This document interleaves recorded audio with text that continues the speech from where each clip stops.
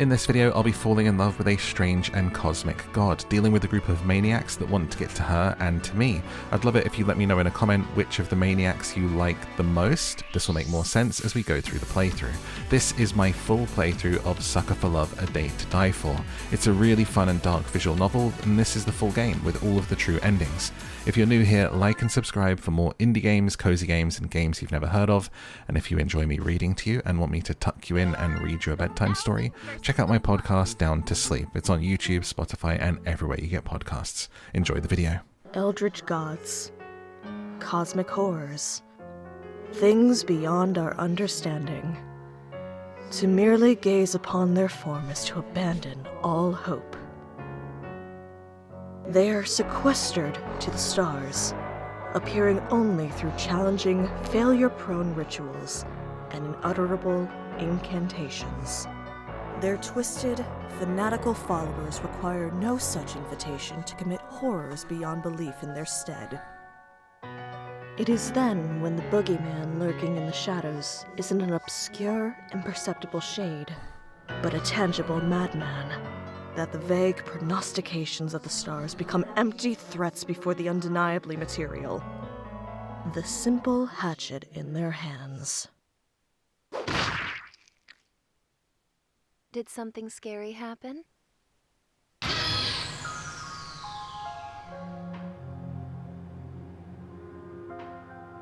Huh?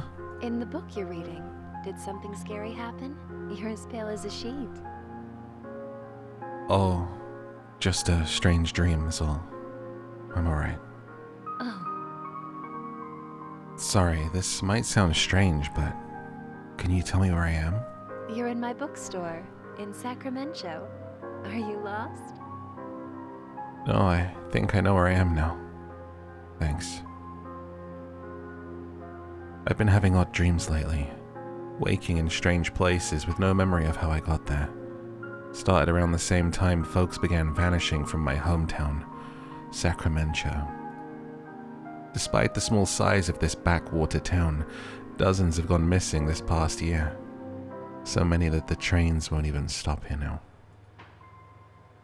Worried locals say they've spotted angry spirits prowling the woods, animals with too many features watching. Outsiders can't shake the feeling of being watched by the townsfolk's unblinking purple eyes. The Sacramento stare, they call it. Have you made a selection? Did you find a book to your liking? Why is her voice... Oh, we don't have audio options? Her voice is like quieter than the music. Oh gosh, I'm sorry. I didn't mean to keep you here late on my account. No, it's fine. I'm glad that you enjoyed reading my books, but it's starting to get dark outside. With all the disappearances lately, you'd better hurry home. Home. My family fled this place long ago when the disappearances started, but a letter imploring me to come visit appeared in my apartment earlier this week. Hey Stardust. Mom's still pretty shaken up about everything, so I'm taking care of her at Graham's place. If you came by for a visit, I know it'd cheer her right up and help her feel better. We miss you like crazy. This is definitely my father's handwriting, and only my parents call me Stardust. Impossible. Mom, Dad, I know you're not really waiting for me. You've been gone for over a year, but whoever sent this note obviously wants me to come poking around, and I aim to find out why. There's something strange in Sacramento. The dreams, the stare, the spirits, it's all connected. I'm sure of it.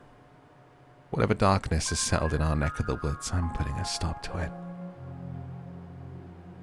Mom, Dad, I love you both so much. I'll get to the bottom of this. Thanks for letting me doze off. I promise I'll come back real soon. Thank you for stopping in. Take care. The warm glow of the bookstore fades behind me as I step out into the dusk. Sacramento. This should be my hometown, but it's become unrecognizable. The streets are overrun with dense foliage and missing person posters that litter every surface. They call this Missing Person Lane now. Desperate searchers put up posters here before vanishing themselves. It's the only path left and leads straight to my Gram's house, but something feels off. The familiar landmarks of my childhood are nowhere to be found. Have I gotten turned around? No, I've walked in a straight line, yet nothing looks right. Stay calm. I pick a direction and jog, searching for anything familiar. Nothing changes. I double back, check walls and addresses. Still lost. Maybe if I check the note from my parents for the address. A grocery receipt. Impossible. I just had their letter. I even kept my pockets empty so I wouldn't lose it. Wait. This receipt has the exact dimensions and folds as the letter. Could I have imagined the whole letter? No, impossible. I check the back, and then double-check the front. But the receipt remains just that.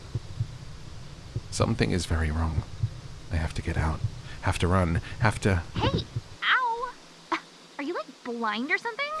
Watch where you're going, Clutterama! I slammed right into somebody coming the other way. Oh, I'm sorry. Are you alright?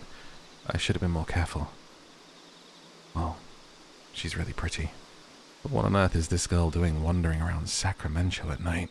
Don't touch me. Sorry, I didn't mean to smack into you like that. I know it's not an excuse. I was just in a rush. Oh yeah, I know. You gotta go run off and steal my boyfriend, right? Yeah, it's whatever. Totally cool. Save your breath. I already know how this goes. Wait, what? Your boyfriend? Yeah, you heard me. My boyfriend. Buck is mine. Who the heck is Buck? Where are all these accusations coming from? I don't know anyone named Buck. Huh? Really? You don't know who Buck is? You're not, like, from out of town, are you? The stare. It's real. I turn my head down and briskly walk past her. She starts walking alongside me. Hey, look at me. I can't let her see my eyes, no matter what. She'll notice I don't have the Sacramento stare. You can tell me. Are you from here or what? I live here. Oh yeah? Look at me really quick. This is bad. Even if I make it home, she'll know where I live. What do I do? Look at me. I freeze. Before I know it, I'm already staring straight at her. Bucky, hi. Got another one for you at Missing Person Lane. I break into a mad dash, running my hardest. Everything is a blur. My heart pounding in my ears can't dull out the sounds of whistles, shouts, and unidentifiable commotion coming from all sides. Panting and dizzy, I feel my body slowing down, but the image of my face on the next missing person's posters kicked my legs into action once more. There, a clearing up ahead. If I can break their line of sight, I might find a chance to hide.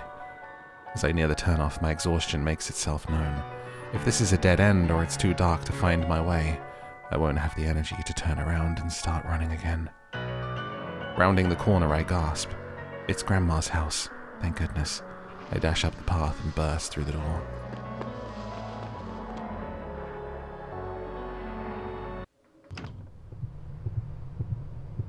I hold the door shut for what feels like forever as my pulse slows. The pounding footsteps pass by outside. I'm safe. For now. Hey, what's... I may just be standing at the entrance, but I can already tell something feels off about my home. Like the warm, familiar place I grew up in is long gone. I can't put my finger on it, but... this dread. Why do I feel the need to sneak around my own home? Is someone here? Hello? No response. Find your upstairs bedroom. A butterfly caught in a web. Strange, don't see a spider around. Wonder how long the poor thing's been trapped. We have a map.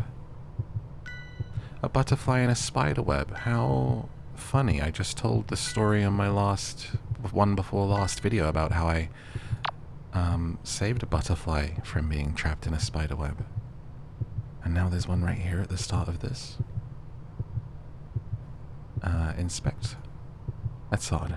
There seems to be way more shoes here than I'd expect for just me and my 9 siblings. At least 20 pairs by my count. Go through the door. Whoa. It opens really fast. Okay. I'm in a room looking around. There's a tree in the corner. Our family photos look off. None of them have me in it. My siblings, their faces seem unfamiliar. What are those weird symbols doing there? Okay. Let's go through this door.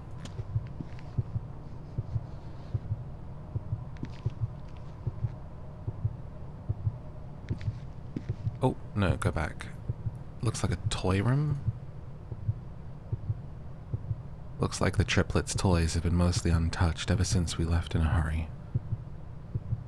Bear.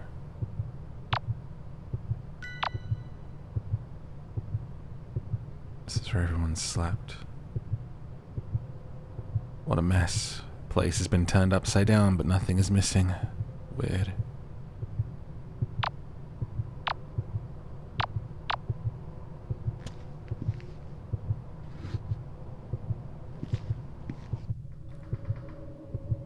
Moving around this house is very creepy, I have to say. Find your upstairs bedroom. Heading upstairs now.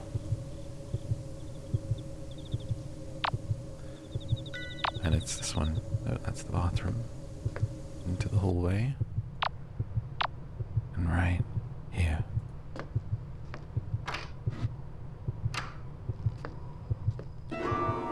My room. What on earth happened here? This occult nonsense. Has someone been living in my house? The candles are still lit. Whoever's responsible was just here, but who? Why? This book isn't mine either. No title, no author. It reeks of death and decay. With trembling fingers, I open it to a random page.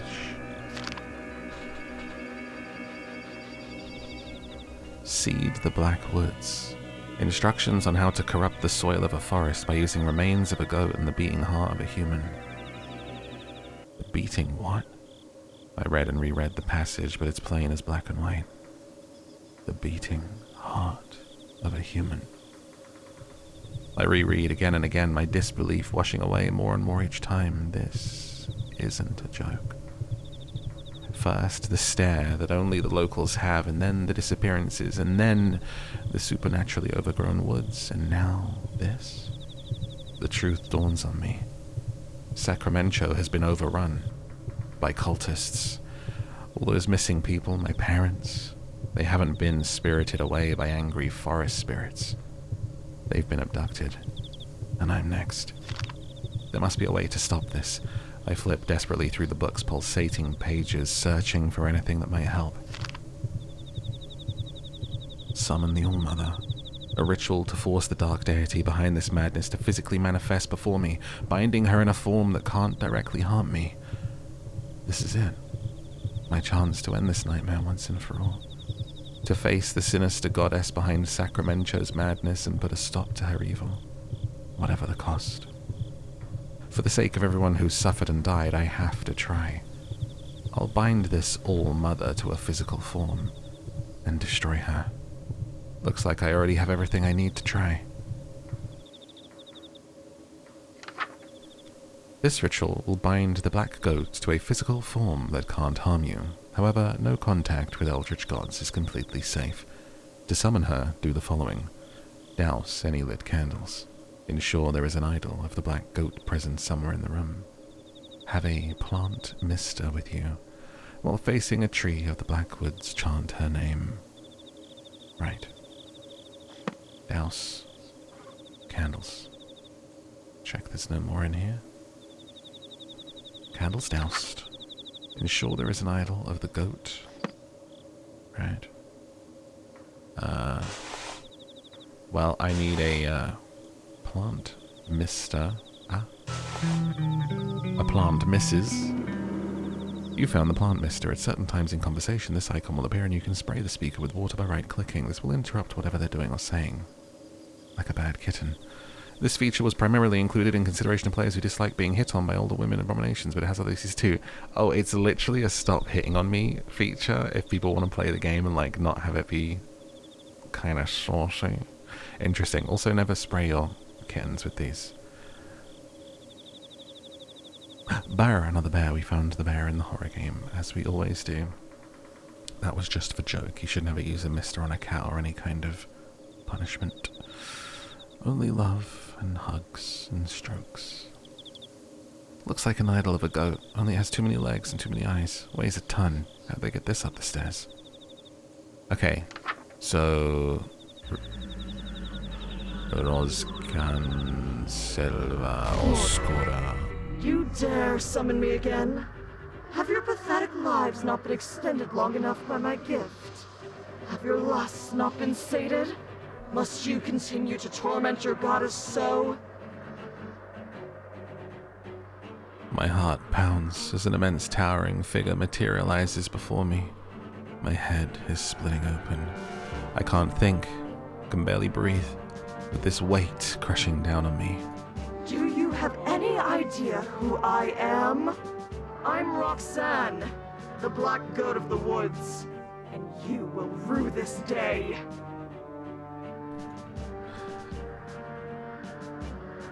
Oh.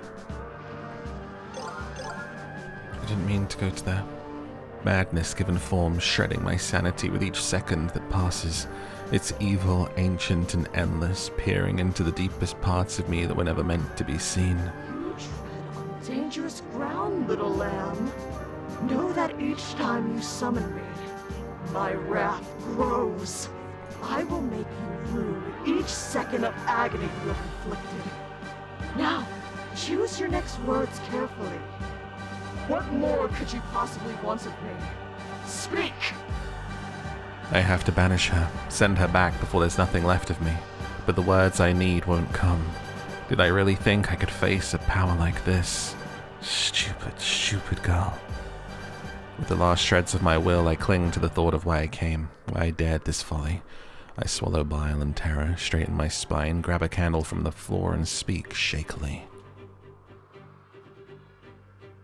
I'm here to stop you from hurting another soul. I'm sending you back to the darkness you crawled out of, one way or another.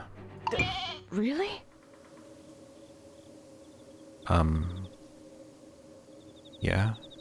Oh, thank goodness. I thought this nightmare would never end. Aren't you supposed to be like trying to stop me or something? No, I'm into this. Get me out of here. Into it? My brow furrows as I stare at her wordlessly. Isn't she supposed to want to, spread madness and whatnot? You're confused. Well, yeah, you want to be exorcised? Banished. Yes. I'm rooted to your planet and cannot be removed without a human's aid. I don't understand. You have so many followers that just tried to kill me, I might add. Can't they free you instead? Things have gotten messy with my cultists. Messy in a bad way, I mean. My followers have turned against me and are abusing me and my woods' power to kill outsiders indiscriminately. Have pity on this old, tired goat and banish me so I can't trouble humanity any longer. Please, help me. I rub my temple. This is tricky. On the one hand, I came here to banish her. This corrupted forest is devouring this town, and who knows how much farther it'll spread if nothing is done.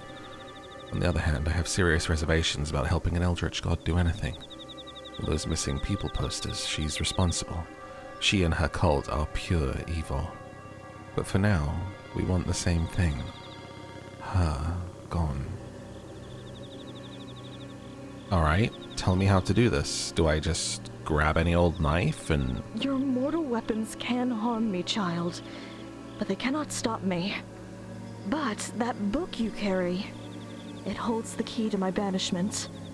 Perform the rituals in order until you arrive at the uprooting ritual. That one will banish me for good. First things first, you will need a partner. I am a goddess of lust, so many of your rituals will require you to be in the presence of your ideal mate, your heart's desire. Perform the spawn partner ritual on the next page. Spawn partner ritual. Perform the spawn partner ritual. Okay. What would your ideal partner be? What would be the 3 things that would spawn in your ideal mate? Light the ritual candles. The color of the flame does not matter. Choose a color you find comforting. Have your choice of an aromatic herb on your person. An aromatic herb. My choice. Pick a scent you find pleasant. Imagine your ideal partner. If it exists, it will appear before you in a cloud of smoke. If it does not exist, it will be created. Do not imagine something you can't put back. Light the candles and have a herb on me. I guess I have to go to the, you can pick a color. I don't have any herbs, so let me... Wait! Hang on. Oh, I can pick these up. Hang on. Right. What do we have here? There's herbs hanging up. We have mint. Oh, I do like mint. Rosemary and lavender. I'm going mint. I love mint things. I like mint chocolate. I like mint ice cream. I like mint drinks. Mint. Let's go mint. Okay, and then color of the candle we have pink, purple, yellow, red, black, green, blue. I'm gonna go pink mint. Change to pink. Pink mint. Okay, everyone close their eyes. Picture your ideal partner. Let's do it.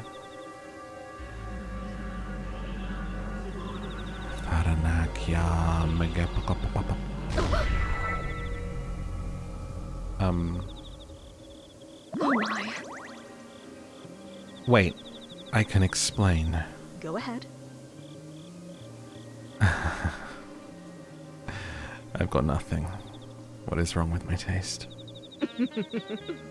There's no need to be bashful, especially after all that time you spent playing coy. In view of the circumstances, perhaps I will allow you to be my partner. Really? That's okay with you, even though we just met? Well, it's sudden, and it'll be a long, long time before I could ever trust a human again. Who hurt you? But I'm not exactly the god of taking things slow. Besides, I already have 1,000 children. There's no harm in 1,001. Wait, what are we talking about? Taking me as your partner? I thought you were talking about just being my girlfriend. You thought the 2 definitions of partners that a fertility goddess was referring to the platonic meaning? There's 3 meanings of partners. What's the 3rd? Cowboys. Are you still joking around while standing so close to me? You should be melting with desire. Being anywhere within a mile of me should amplify your lust 1,000-fold. Oh, it's an easy one. 1,000 times 0 is 0. Wait, are you saying what I think you're saying? Yep. So, I take it you haven't had children yet? Nope. And you aren't with child now? No. You're going to die here, and there's nothing I can do to help. What? I thought we were trying to get you out of here. You're just not going to help me because I don't have kids? It's not that I won't, it's that I can't. I am an entity of untapped cosmic potential, and I want a big family. The biggest family possible. I want every living thing on Earth to be a direct descendant of me or one of my followers. Those that best serve that goal receive a fraction of my power. My most devoted followers are bestowed with gifts like extended lifespans, rapid healing, physical enhancement, and in some cases, immortality. And those followers are the ones looking for you. You, on the other hand, have closed yourself off to my dark influence, and are mortal and vulnerable. No kids, no powers. What if I don't want powers or kids? What if I drained life from your body and then used it to fertilize my wicked soil until something that will give me grandchildren comes crawling out? I take an involuntary step backwards. I'm sorry. You didn't deserve that. Are you alright? I'm fine, don't worry about me. Powers or not, let's move on to the next ritual. We can get out of here, okay? Holy moly, that was scary. She's really taking this hard. I'd better go get the stuff for the next ritual. Don't threaten me with a good time. The next ritual. The Epicurean Feast. Meat from a living thing that died within the Blackwoods. Check the meat rack in the dining room. Milk of the black goat. Store-bought, 2%. It's apparently fine. It's in the fridge. A receptacle filled to the brim with liquid life. Blood. They meant blood. Please use blood from now on. Sorry. Chant while facing red candles. Okay. To the kitchen.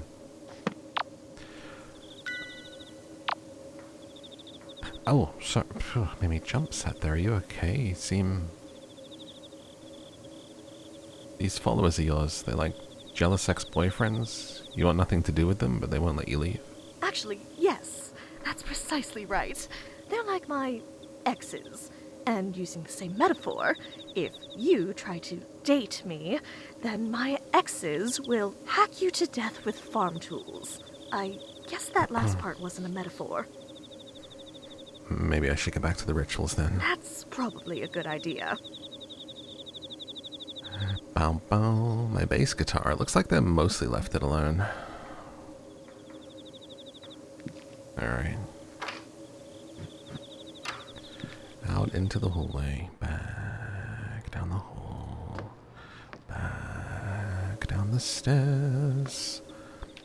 And kitchen is on our left.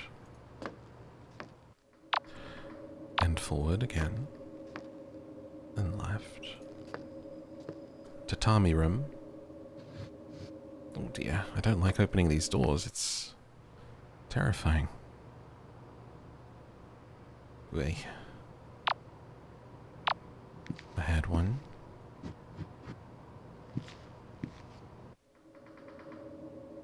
In the pantry. The mighty pantry.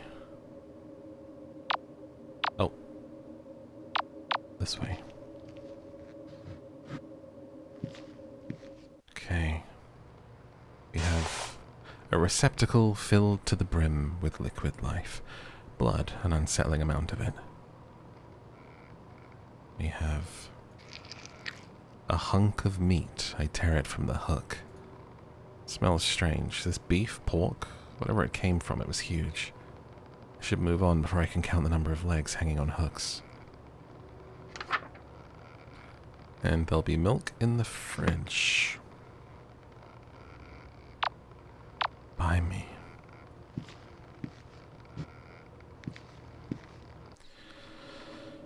Fridge. Unusually pungent spices, pepper, nutmeg, ginger, cinnamon. The air is almost suffocatingly thick with their scent. This is the milk of the black goat. It looks like regular carton of store-bought strawberry milk. A label slapped on it. I guess the cultists would have a hard time getting the real thing from Roxanne, now that their relationship is soured. No pun intended. This should be good enough. A chill just ran up my spine. Am I being watched? I have everything I need. I need to get out of here, fast. Oh gosh. Am I being watched?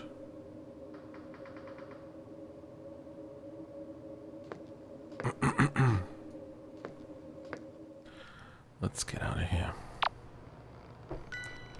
Up, right, left, stairs.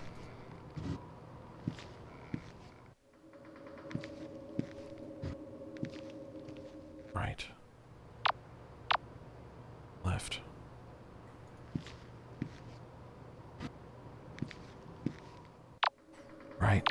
upstairs.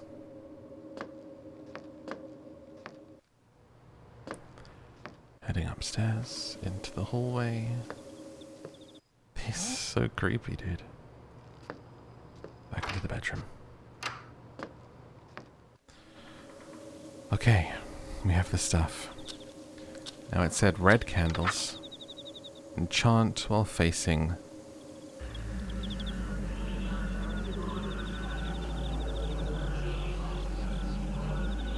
Ah, well done. Looks like you did everything perfectly.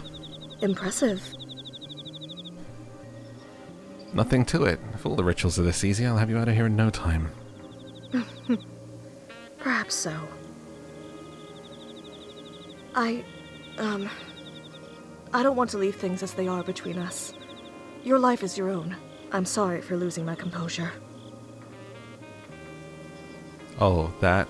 I nearly forgot about that already. I'm a little surprised a literal god would bother apologizing to a human at all. I've given it some thought.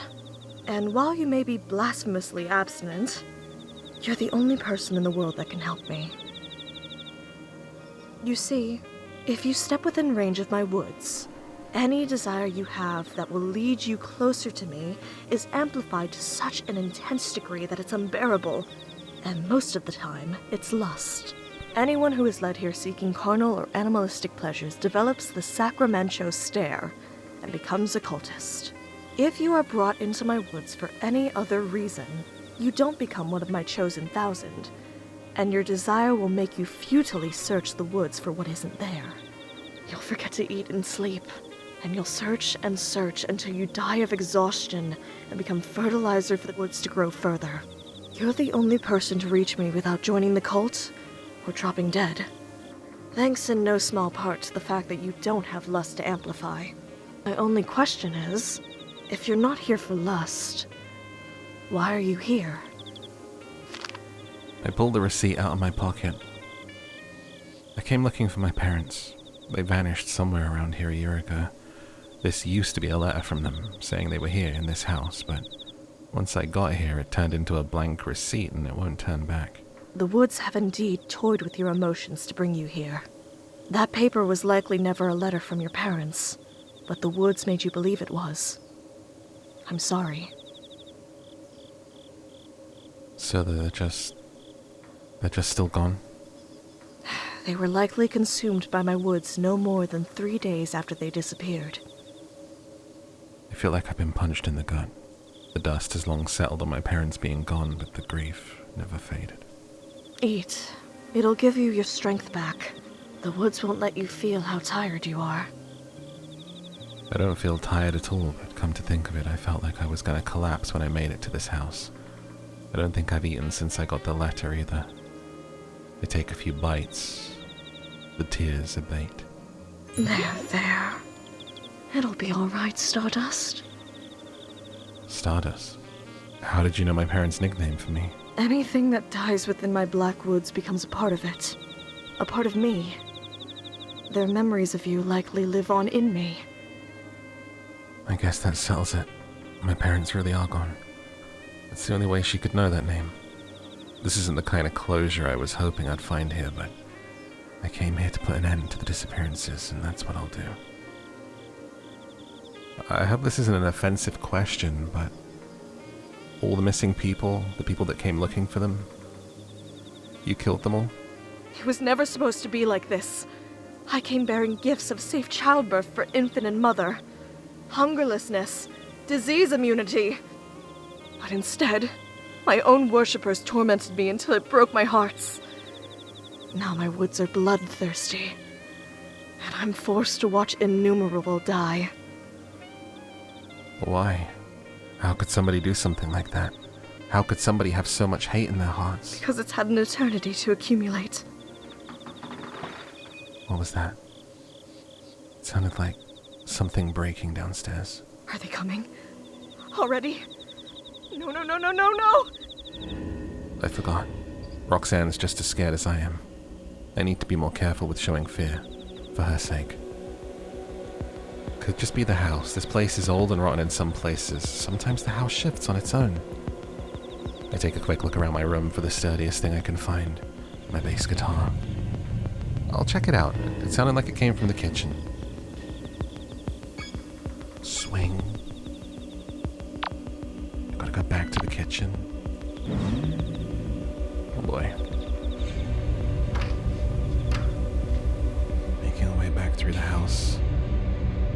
Armed with a guitar. Heading down the stairs. Left. End of the hall.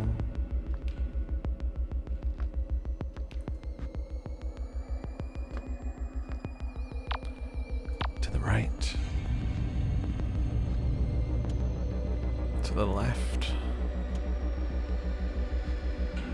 Entering the kitchen.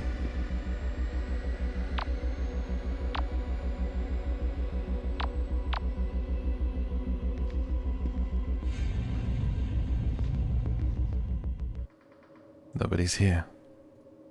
I don't see anything out of the ordinary. It could have just been the house settling, like I said.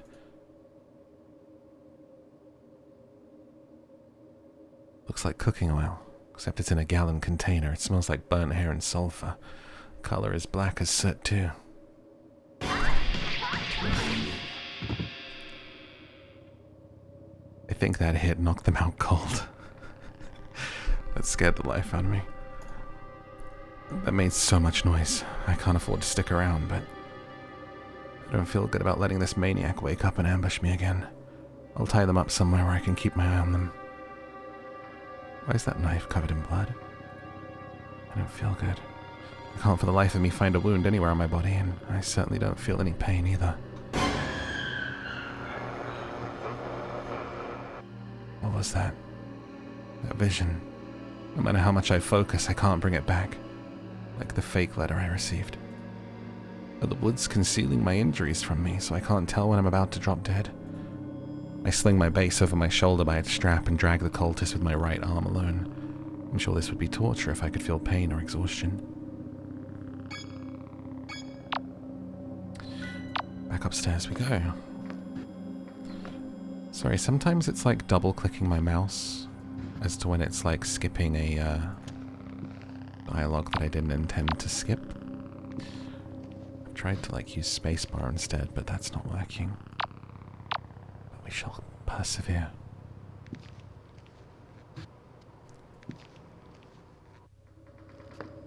Back upstairs we go.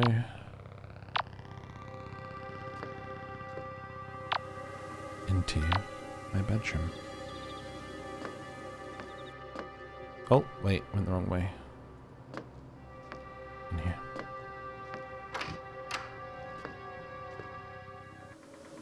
I'm back. Welcome back. What is that? Bass guitar? Not that. The dead body. Oh, they're alive, actually. You took one of the 1,000 alive? And then brought them here? This is very good, actually. Now you have a blood sacrifice if you need one. What'd you say? Some of these rituals require blood or human participants. Having someone knocked out and served to you on a silver platter makes things much easier. I didn't drag them up the stairs so they could be a sacrifice. I tie their wrists together behind a load-bearing post in my room. Now, I'm an outer god, so my moral code is completely different from that of humans. But didn't they just try to kill you? Maybe, but under that mask, this could be someone else who went missing.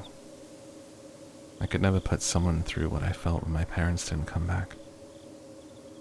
The mask is snug against the cultist's face, but with a firm yank. Nanni!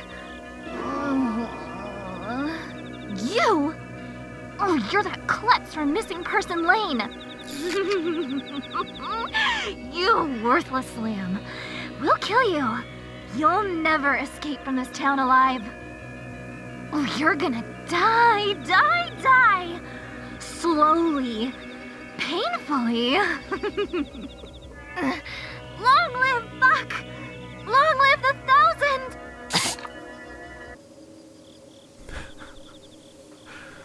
Sheesh, maybe I bonked you on the head a little too hard. It's not that. She has the stare.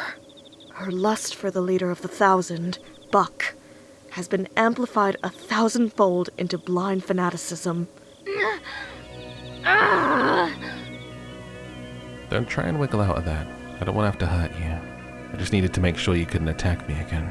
You think you can steal my book, bash me over the head with a guitar, tie me up, and get away with it? Mm-hmm. Oh, you're so dead.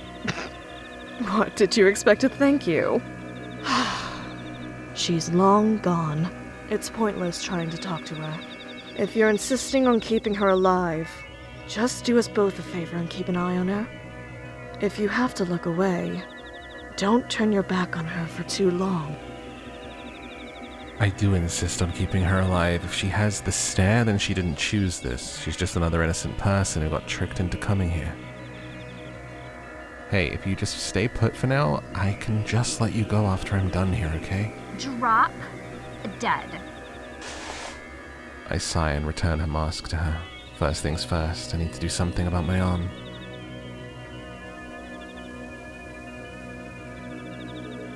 I feel like I'm gonna have to keep turning around, aren't I? And she's gonna be trying to sneak up on me. What can I do about my arm? How can I heal?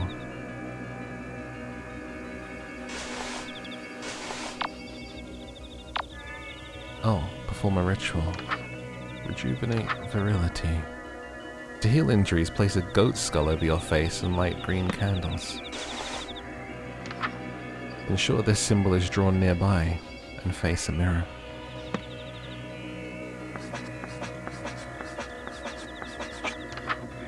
If the intended target isn't the caster and isn't deceased, draw this symbol instead and face them.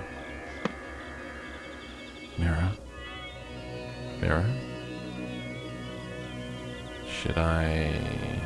Wait, what did it say about candles? Green candles. I think this is a mirror here. This thing, it's just not reflecting.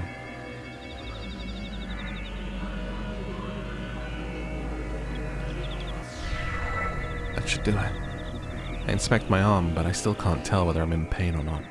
I can only hope I'm not still bleeding out. That about handles my injuries. Hey, What?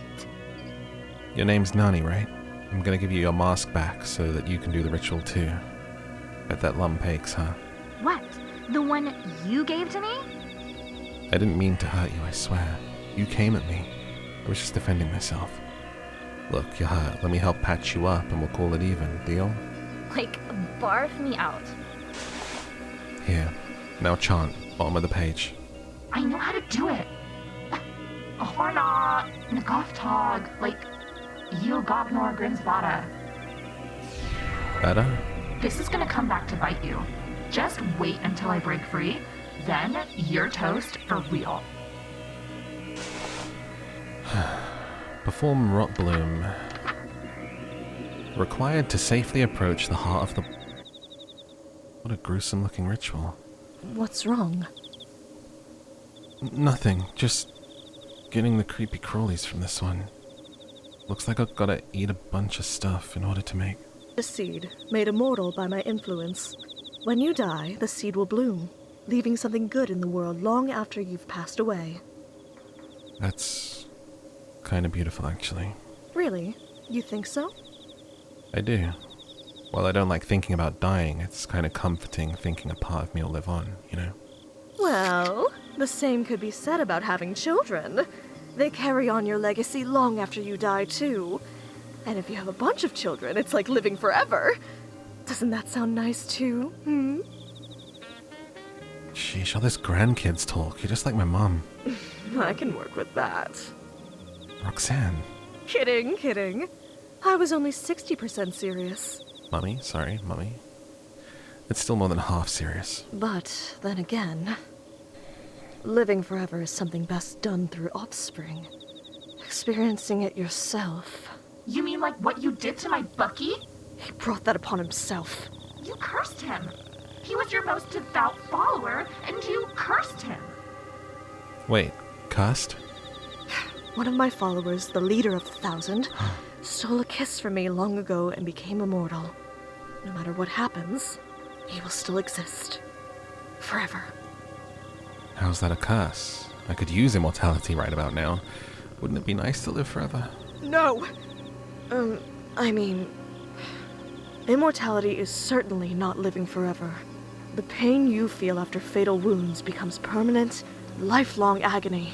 For instance, if a human drowns, they feel indescribable fear and pain for seconds, maybe minutes at worst, and then are swept away by the mercy of death. An immortal human would continue to drown, thrashing and screaming soundlessly, until help came, if it came. So, for a mortal human to be cursed with cosmic permanence, immortality is terror beyond death. Buck realized this, and is tormenting me until I take it back. How come you don't just take it back then? Wouldn't they let you go if you did?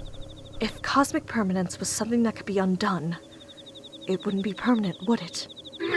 When Bucky finds you, when he gets his hands on you. Buck is already here. A voice from the other side of my bedroom door. I didn't even hear him coming. Bucky! Buck! They're here! Hello in there. It would appear that you have my book, my nanny, and my god inside that room with you. The good news is, you're holding all of the cards.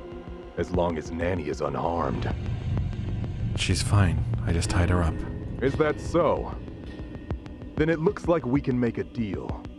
If you let us in, we'll take Nanny and go. What? No way. Once that door's open, I'm going missing for sure. Do you realize the situation you're in? We can storm in and take the book, the girl, and the god by force. Then how come you haven't done it already? You might get a lucky shot on one of us before you died, like I assume you did Nanny. And if the injury was serious, we'd be stuck for the next who knows how many years with it. All of that is too much risk over you. Right. So you'll just let me waltz on out of here? We get dozens of people trapped in our woods every week. It means nothing to us if you escape. Even if I go straight to the police and tell them everything? The police are already here. Open the door, and you can keep Roxanne and the book. And if you don't, you know what will happen. You have 20 seconds to make your choice. I literally have 20 seconds. Roxanne, what do I do? What do I do, Roxanne? Oh, this won't be enough to protect me. An idol of a goat weighs a ton. Wait, can I, give me longer, please? Stop! You'll hit the book. I quickly leap back from the door, awaiting the onslaught of cultists. But instead I hear footsteps retreating. Stardust! Are you alright? I pat myself down quickly. If I got hit, it wasn't enough to make me lose consciousness. That'll have to do. What gives? Why are they running away? Did I do something to scare them off? They know you have to leave this room eventually, so they're waiting to ambush you. Don't let your guard down. They could be anywhere. Okay.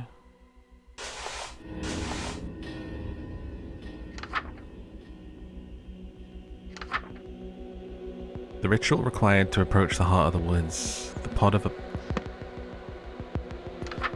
a plant which grew underwater within the Blackwoods, raw meat of an animal that died within the Blackwoods, the petal of a flower that grew from the soil. No lit candles, face a plant in the room. Right, so I gotta get to the bathroom. And they're gonna be waiting.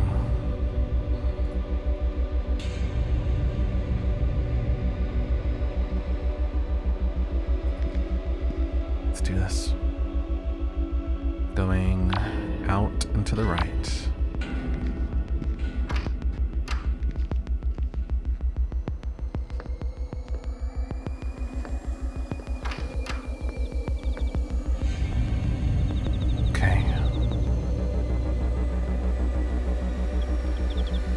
Various beauty products left on the counter.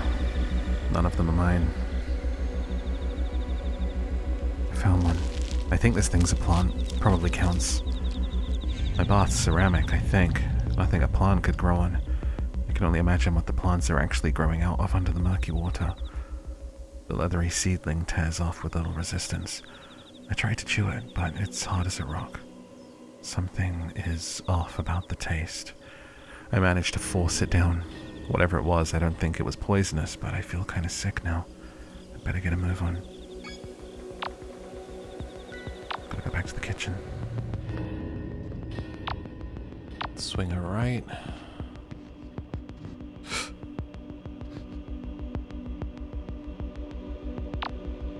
There was someone there. Go a different way. Swing it right now.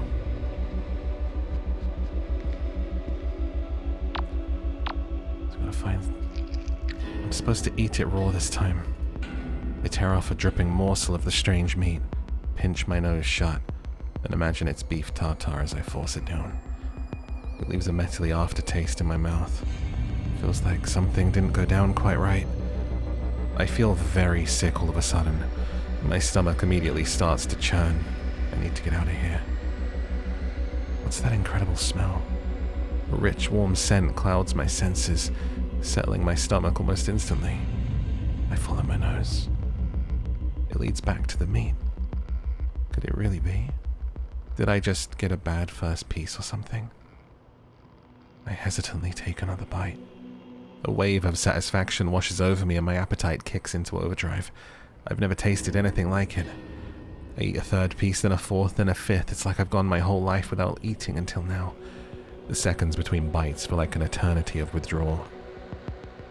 Eventually my hunger abates, but only after I stripped it clean to the mirror. I need to get one last ingredient, the petal of a flower that grew in the Blackwoods. I walk away, gnawing idly on the bone. Over here. Through this into the hole.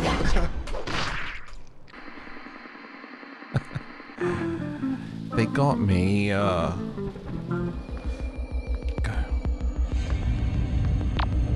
Okay. Bedroom at the end of the hall now. This one.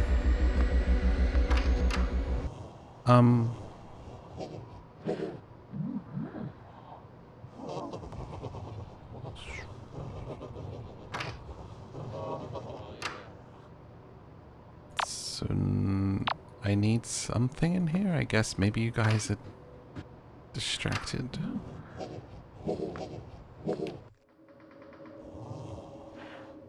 Roxanne wasn't kidding about their lust being magnified 1,000-fold.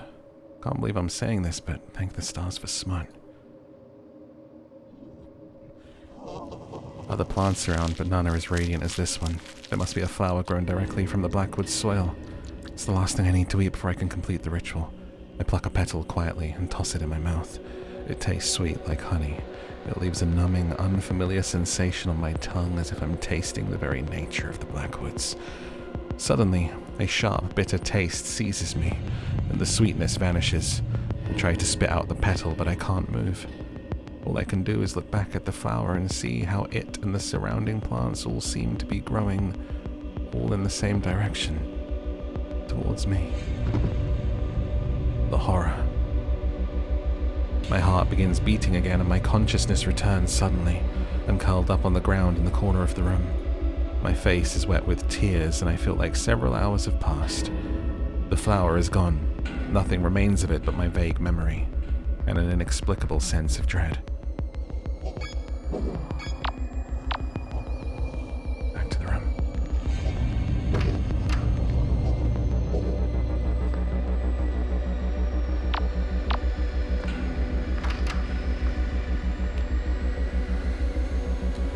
Perform the ritual. No lit candles. Face any plant in a room with your spawned partner present. Face a plant. Keep an eye on her.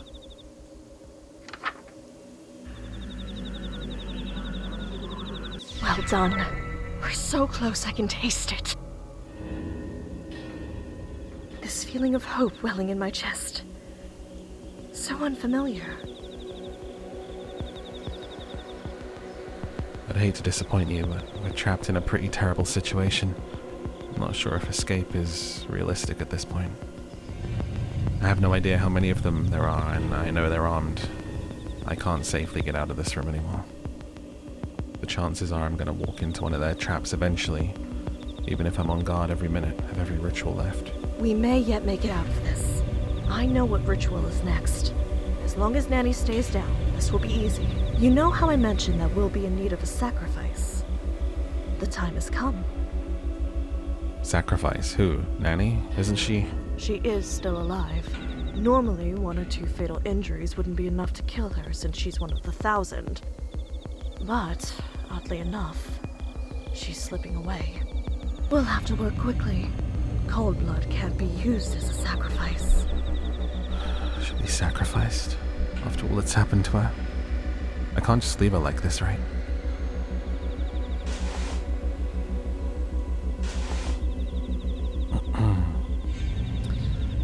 What if we re-perform the rejuvenate ritual?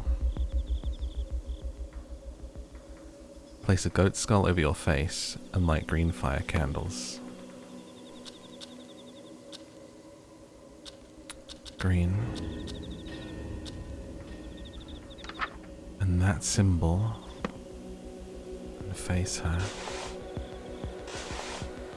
Put the mask on.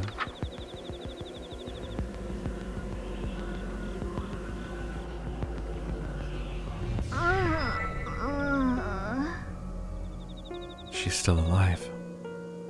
The 1,000's tenacity is just something else. What have you done? Why did you heal her? He knew I was in here with you. And fired anyway. You heard it too, right?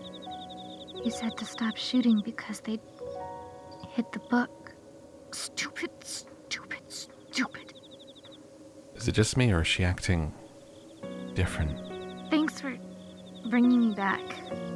Or whatever. Huh. Thanks? Did she just say thank you? Roxanne, what's happening? Her desire for Buck was what drew her into the woods. Now that her desire for Buck is 0, there's nothing to amplify. That's all. Really? She's not one of them anymore? Hey, if I untie you, you won't attack me, right? No, Stardust. Think. Crisis of faith or not, she is still with the 1,000 and just tried to kill you. She literally has your blood on her hands. I slipped the guitar strap off from around her wrists. There. How's that? I'm not gonna say thank you for releasing me too. You're the one who tied me up in the first place. I'm leaving. Bye. Stardust, we're going to regret this. Have a little faith in me. It'll be alright. Well, I do feel a little better that she is not here with us anymore. Nanni not being around is fine by me. Okay. Then I will summon the firstborns. This ritual will call upon any and all firstborns within the Black Woods. Gather a prodigious amount of fresh blood, vital for many rituals. If you're death shy, follow these steps to avoid being targeted. Chant near your spawned partner. After chanting, immediately leave the room. Do not return early. Okay, ate someone. And then pretty pictures at the back of the book.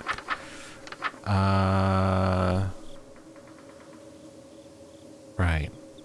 So we just read this and then leave the room.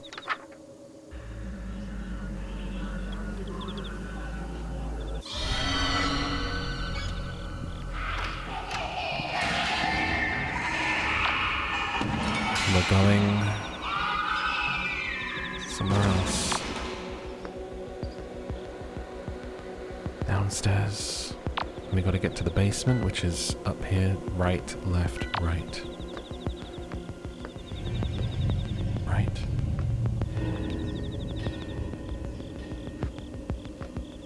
Left.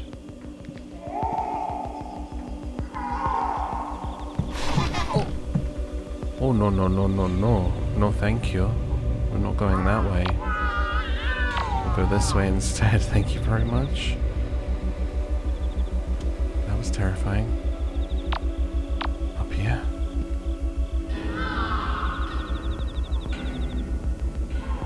There it is.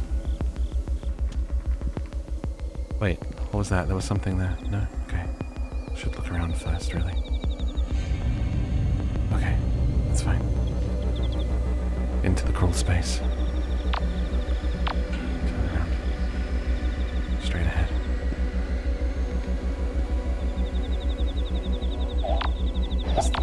What is this?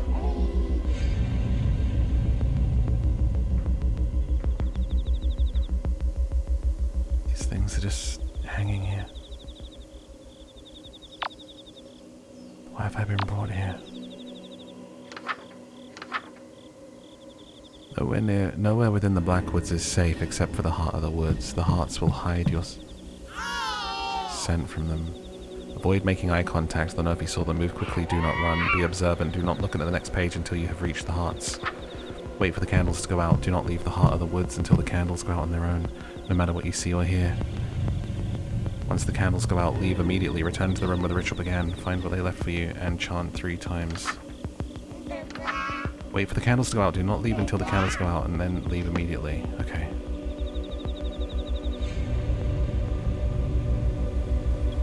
And then we have to go back upstairs.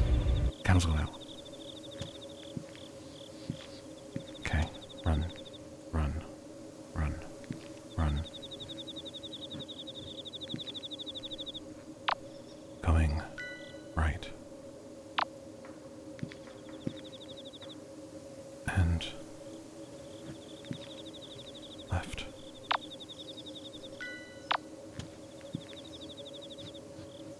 Oh God. Right again.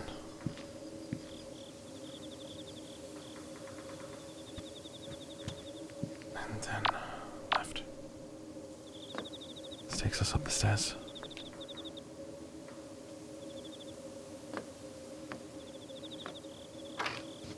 Oh boy. Terrifying. Find what they left for you and chant... Wait, find what they left for you? Oh. Got it, but what exactly is it? I open the sack. The contents are a dark red liquid, thickly mixed with another darker fluid. Smells like fresh wine. I close the sack up, ignoring the sight of 2 bright red fingers floating to the top. No time to recover from all this excitement. I gotta end this ritual.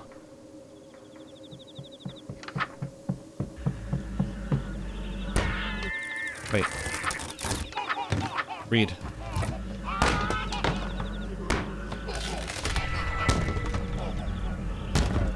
They're coming.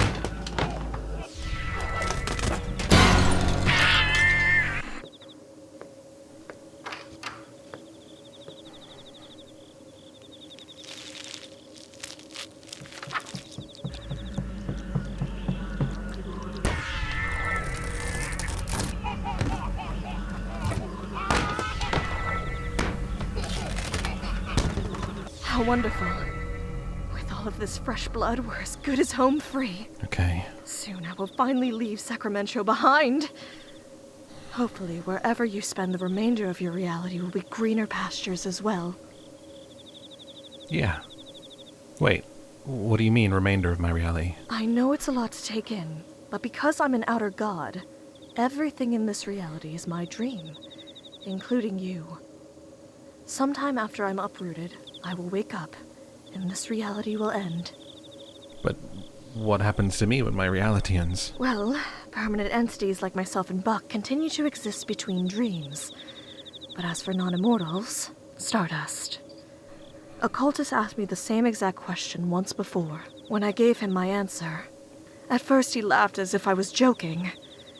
Shortly after, he was disappointed and confused, as if dissatisfied with my answer. But then, as he began to mull it over, it slowly began to drive him mad, until finally he ran shrieking into the woods, and I never saw him again. Your answer was really that terrifying? I've got to know. What happens to me once my reality ends? I don't know. Someone's coming. Is it Buck? Did Nanni spill the beans and say how close we were to finishing? I ready my bass guitar. This is it. Whatever happens, I can't fail here. For my sake and Roxanne's.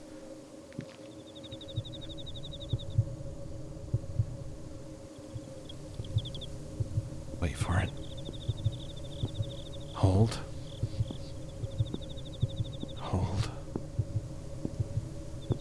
Don't be hasty now.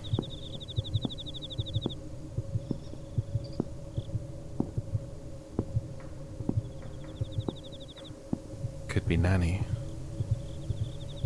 Could be friendly.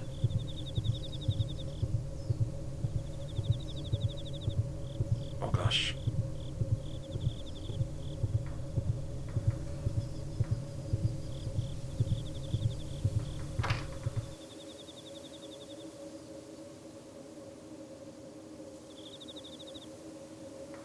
If your friend... Hey, Oh my I'm God. back. Why would you open the door like that? Also, hi. Nanni came back. Hurry, get in here. Jeez, I almost took her head off. She's back? Why? Because I'm leaving too. And the only way I'm getting out of here is if you finish your rituals. I gotta get back to my folks. And you do too, so... Actually, thanks to the 1,000, that's no longer a possibility for her. Oh. Were they... you know... Did we... I take a deep breath and force a small smile. I swallowed hard, forcing the familiar lump in my throat back down. And you saved me anyways? I don't know how I could even begin to thank you. Well, you can start by helping us escape. Having an ex-cultist on our side evens the odds greatly. It does? Since she has children, she has the same superhuman strength and tenacity as the rest of them. Huh? What are you talking about? I do not have kids. What do you mean? You've been Buck's girlfriend all this time! Inside my aura of desire, no less! How haven't the two of you had kids yet? Why don't you tell me? You're the space goat with magic powers or whatever. How come instead of bringing me and Bucky closer, you ruined everything? Ruined everything. You two seemed pretty close before he shot you. I mean, I guess we'd be close if I ever got to see him or have any time alone together. I mean, that was what I thought all of this was gonna be. He told me that the black goat of the woods was like some goddess of love or lust or whatever. So I was all like, OMG, that's totally hot. Let's summon her right now. But like, as soon as we did, he stopped talking to me. Men. Between you and all the other girls that wander into town, it's like I'm invisible or whatever. Guess that explains why Nanni thought I was here for Buck when we first ran into each other. For a second back there, I thought he'd realized how much I meant to him. Back when he said you can keep the book and the god if he just got me back. But I guess I'm like... Hey, don't get yourself down. There's plenty of other violent cult leaders out there. I'm sure you'll find the right one for you. Or a non-violent one by hitting the subscribe button. And liking the video. Join my cult. It's very non-violent. It's very wholesome. Thanks. But I think I'm swearing off of skulls and robes for a while. After we do these rituals, that is. How about a bear suit? Here's everything you need for the next one. Saved you the trip. To think she risked returning just to help me.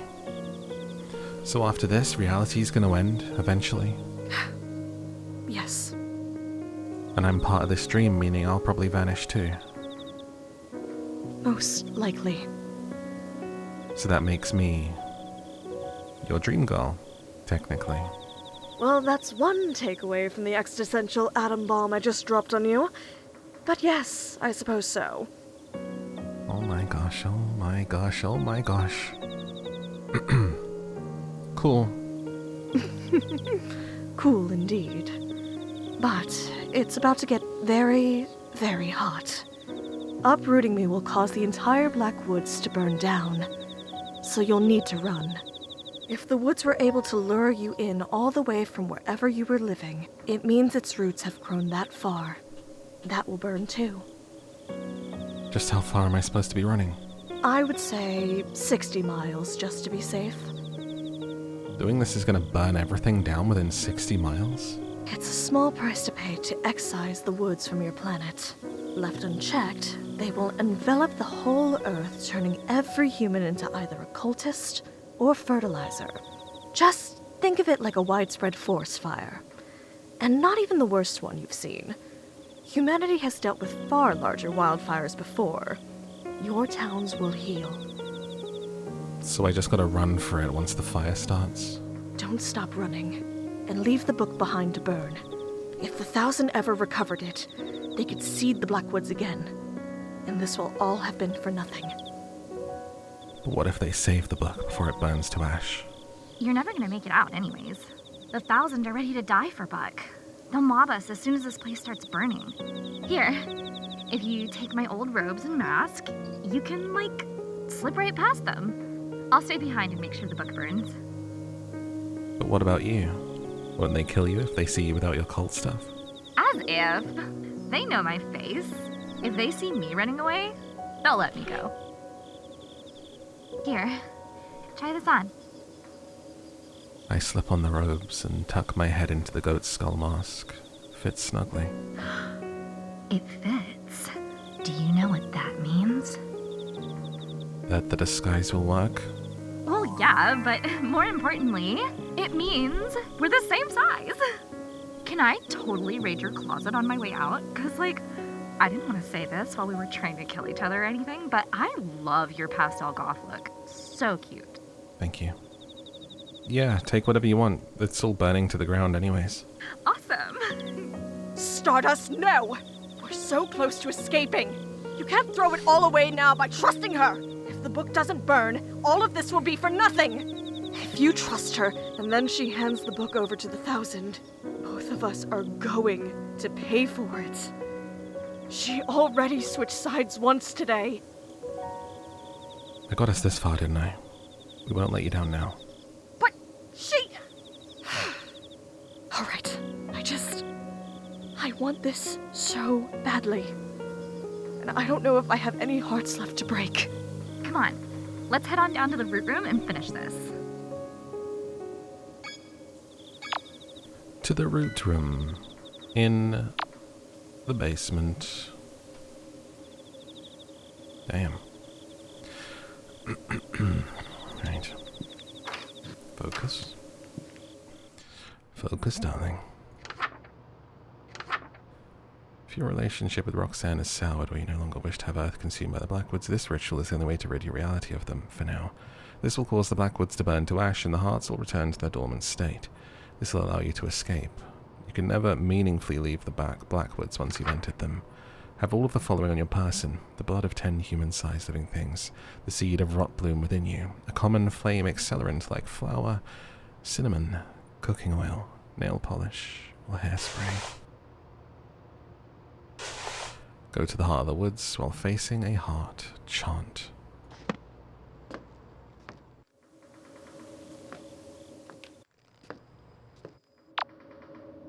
Here we go.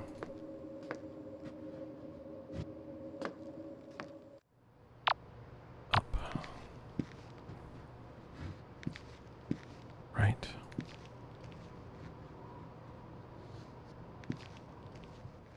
Left.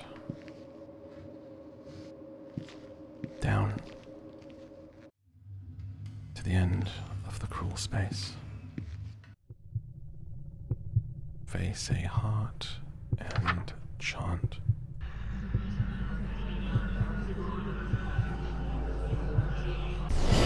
Actually did it.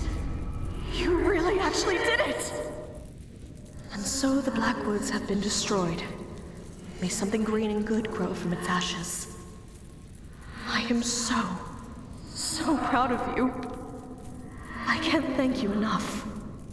It's ironic, isn't it?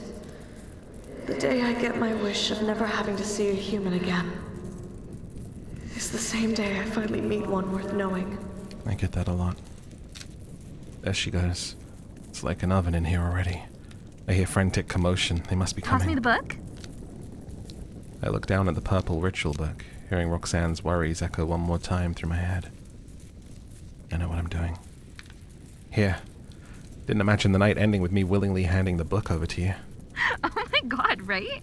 Like, totally not what I expected at all. You know, Buck really wants this book. And now that the woods are all burning down, he'd probably give anything to have it back. If we went back to the 1,000 together, we could ask for anything. I'm sure he'd let you join. And now that me and Buck are through, I'd totally go out with you. Nanny, we have to burn the book. You sure? Last chance to get with me. Nanny. Kidding. I was just kidding. Jeez. Well, mostly. She takes a long look at the book before tossing it into the fire. Hey, this is like so embarrassing to say, but I think we would have been besties if things were different or whatever. You're so cute. See ya. Her smile's really pretty. I wish we could have met somewhere else too. Time to go. Hopefully this disguise is enough to escape. Let's get to the door. Up the stairs. Nanni? Is that you? Shoot. Wasn't expecting to have to talk my way out. Yeah, totally. It is her! What are you still doing in here? This place is coming down! Do I really have all of them fooled? Damn it! That outsider must have completed the uproot ritual. If we rush her, we might be able to save the book. Right! There's no way the book's burned all the way yet. I need to buy Nanny more time. Wait, it's like, totally, I'll get the book myself or whatever. Really? Nanni, you're amazing! You're a true believer. I can't believe you'd sacrificed yourself for all of us. Come on, guys! Let's get out of here! Right. Morons.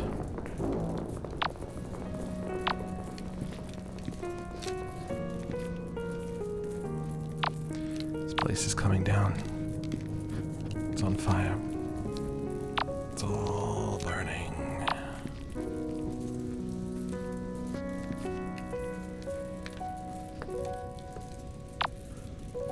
Let's go. The whole...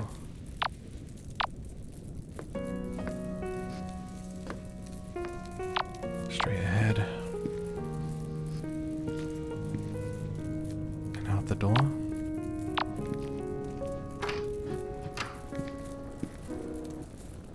I made it. I survived the night. I've got a long way to go before I'm clear of the wildfire, but I'm ahead of it for the moment. I'd better be sure to ditch the robe and mask. I don't want to be mistaken for a cultist once I'm home free. I lower my mask solemnly as I watch my childhood home burn to the ground. The house crackles loudly as the wood foundation splinters. Large sections of the house begin coming down in cinders, burying any cultists unfortunate enough to have been trapped underneath. This should be the end of the disappearances. Wait, what's that? Sit tight. Another episode of Sucker for Love, Date to Die For is coming up. Sorry, I ended up not giving the book back after all. Guess I've got to get involved now. The book is mine. Next time on Sucker for Love, House of Wax. I can't wait.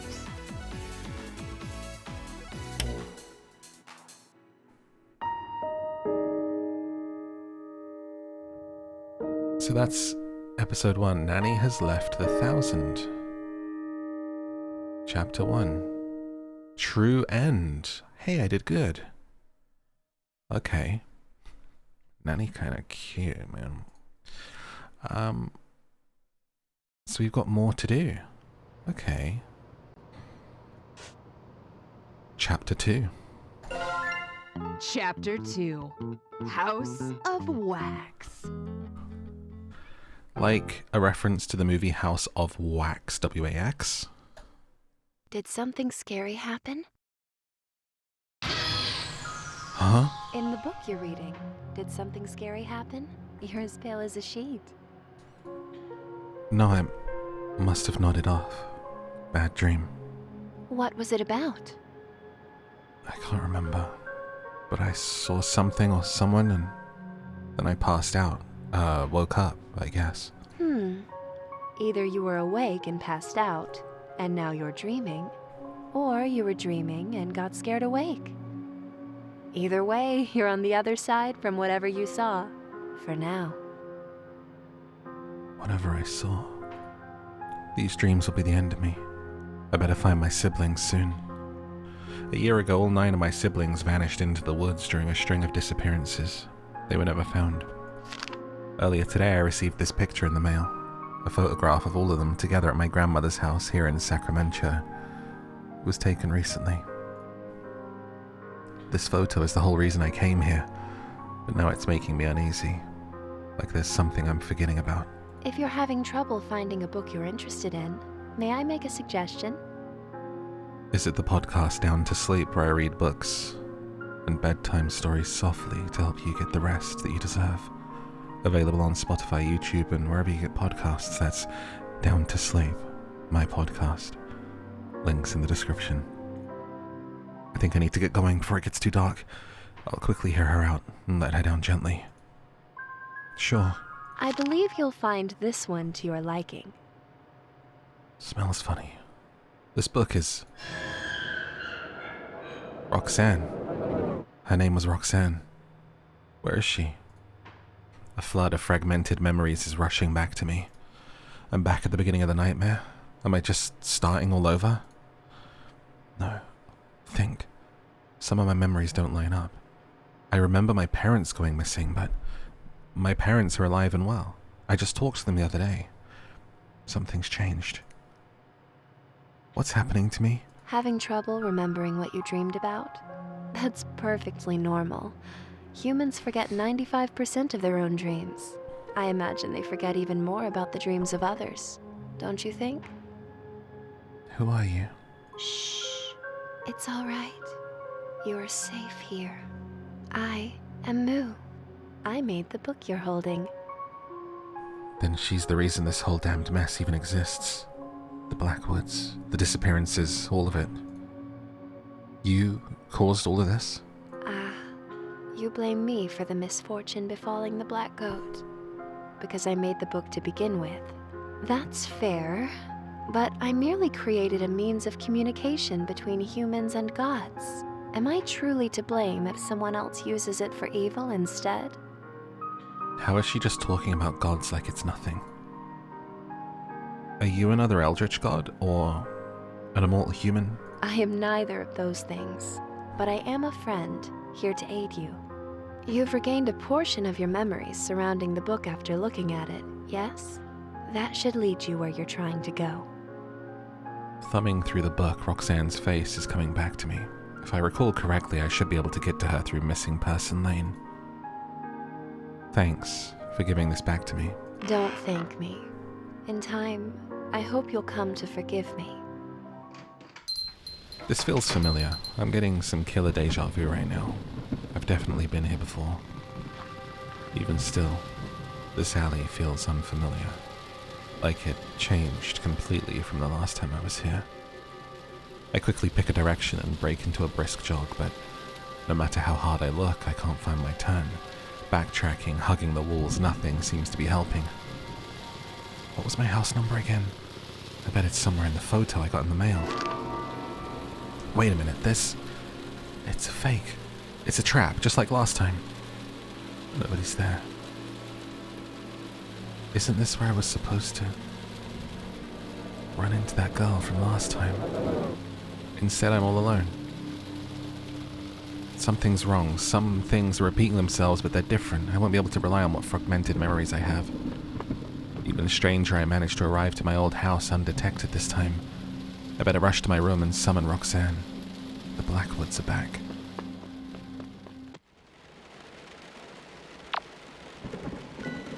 to our room and to perform the Summon the All-Mother ritual. Gotcha! That's her! That's the girl Buck warned us about! What are they all doing here? How'd they know I was coming? My head. You? That's it? Buck was so worried about you? Huh. I was wondering what raw strength you must have had in order to scare Buck into calling me in for this.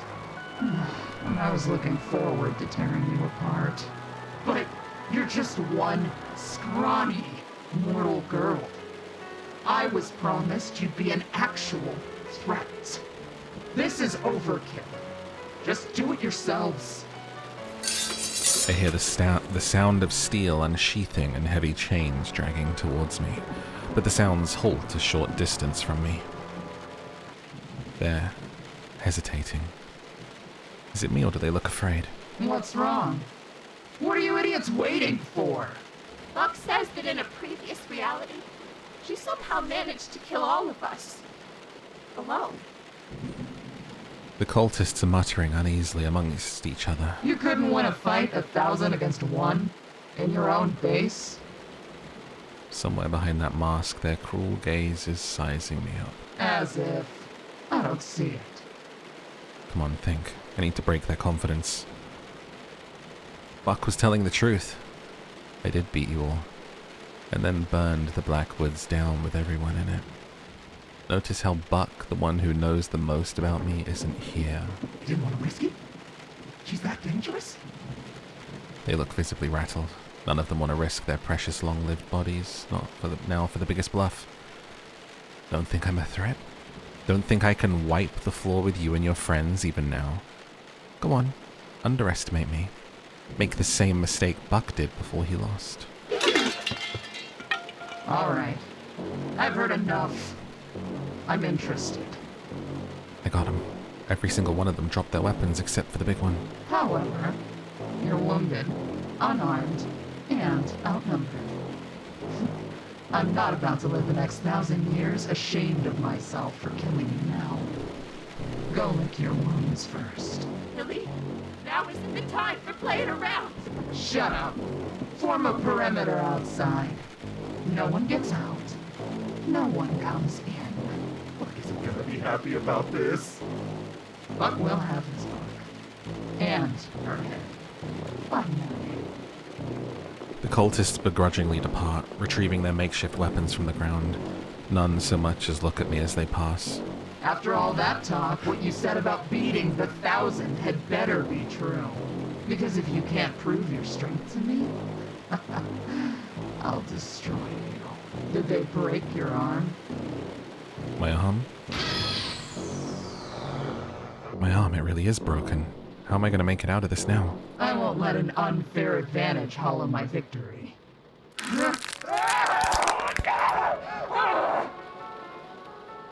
Did they just break their own arm? My expectations for you are high. I believe you really did beat the 1,000 once. But that ends here. You have one ritual. Then, I'm coming. And don't think I'll stop at a couple broken ribs when I find you. I bought myself some time. What did I just get myself into? Go. I won't be denied my glory. An absolute muscle mummy of a cultist, that is. Let us head upstairs then. To perform a ritual. Don't keep her waiting. She misses you. Douse the candles. An idol of the black goat. Plant mister. Face the tree.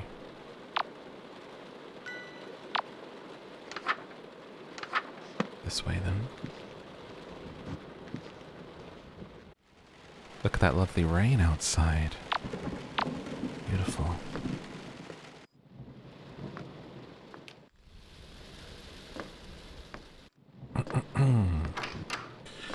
Back in the room. Douse lit candles.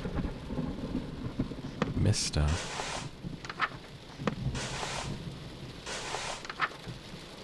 Face the tree. Goat. room just as it was.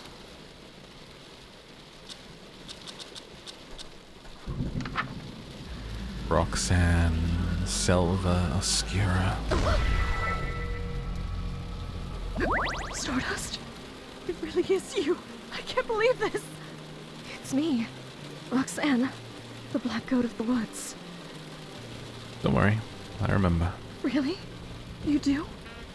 When I saw the book, I remembered everything. Well, 5% of everything. Most important parts. I remember her, all right. What happened to the standoffishness? I don't have any memories of being so close. Stardust. My Stardust. It's been so long. So long, it feels like I just saw you. This is so different. She's completely lost her composure over me. For me, it's as if hundreds of years have passed. Not that you would have noticed your reality beginning anew. Only cosmic entities still exist in the space between dreams. Wait, us meeting? That happened in a completely different reality? This is terrible. I know it's a lot to take in, but You mean I wore the same thing to 2 dates in a row? that's not the part I thought you'd get stuck on. You're completely unfazed by the fact you haven't existed for millennia. Kinda. What were you doing all that time? Trying to avoid falling asleep again, to keep from creating new nightmares. But now that it has begun again, I'm so happy that I'm dreaming about you too. She's brushing my hair with her hand, like a mother coddling their child. It's nice, but I just realized something terrible. What has Buck been doing all this time? Floating in the space between dreams, strategizing against you likely. After all, he had nothing to do but reflect on how you beat him. Shoot. Going up against someone that knows all of my moves from a parallel reality. That explains how I got ambushed. He knew I was coming. I should hurry, but I want to hold on to this moment for a bit longer. We might actually have the time for it. Only one cultist is after us this time. Really? Who? I think the others said his name was Billie. Billie? Oh, Stardust! What? Is that bad? Very bad. Oh, this is a nightmare. I couldn't bear to watch if Billie catches you. Wake up, wake up, wake up! He didn't seem so bad. She. And the fact that you met her and lived is a miracle. I don't know. She seemed different from the others. The rest of the 1,000 act like mindless zombies, but it's also like she was fully conscious. Well, I suppose it's possible that even with her bloodthirst multiplied 1,000 times over, that she still has a desire stronger than that. She was one of your tormentors, right? Do you have any guesses about what that desire might be? She has a very odd honor code that she follows to the letter. Her strict adherence to that code is probably the only thing strong enough to overpower my influence. From what I gather, it's essentially the law of the jungle. Big fish eats small fish, might makes right. Might makes right. But that can't be right. She takes orders from Buck. There's no way Buck's mightier than Billie. Have you seen her? She probably considers Buck stronger than her because he's immortal. That's a fair assessment. So even though Buck's physically weaker than Billie, she still listens to him anyways because he's essentially undefeatable. I can use that to save all 3 of us. All 3 of us? Ugh, Stardust. You got one of the 1,000 to have a change of heart and join your side. But Billie isn't like the rest of them. The only way to get through to her at all is to speak her language. I'm counting on that. I just have to think of something. I suppose I could beat her by finishing the rituals while she's hunting me, but I doubt she'll just let me go if I succeed. The house is surrounded. Must be some other way to convince her I'm stronger than her. Gather ingredients for the Epicurean feast. Once again, meat, milk, receptacle, filled to the brim. Red flames.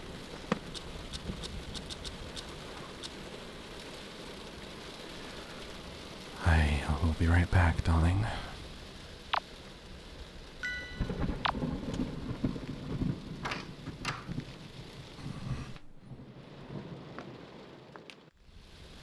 They said I had one summon, one ritual, I guess. summoning her was it. Better be careful.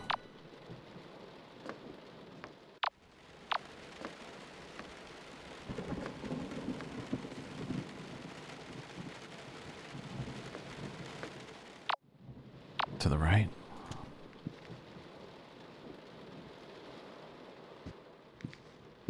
Okay, I'm in the pantry. Let's go to the dining room.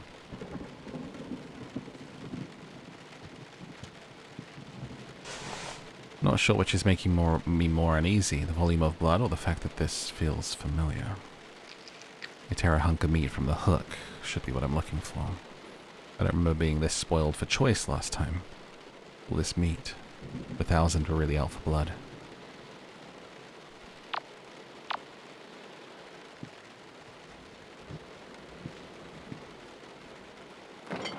This must be the milk I need.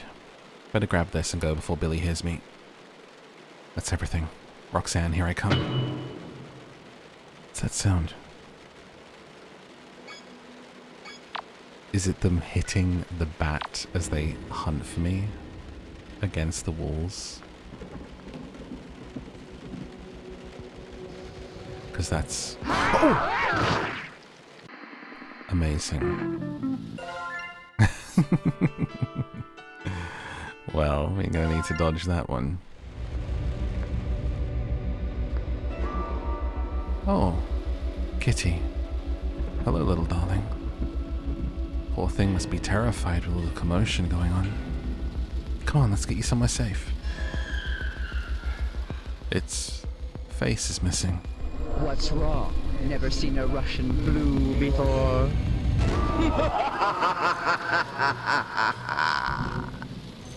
Roxanne only gave me lightheadedness, but this...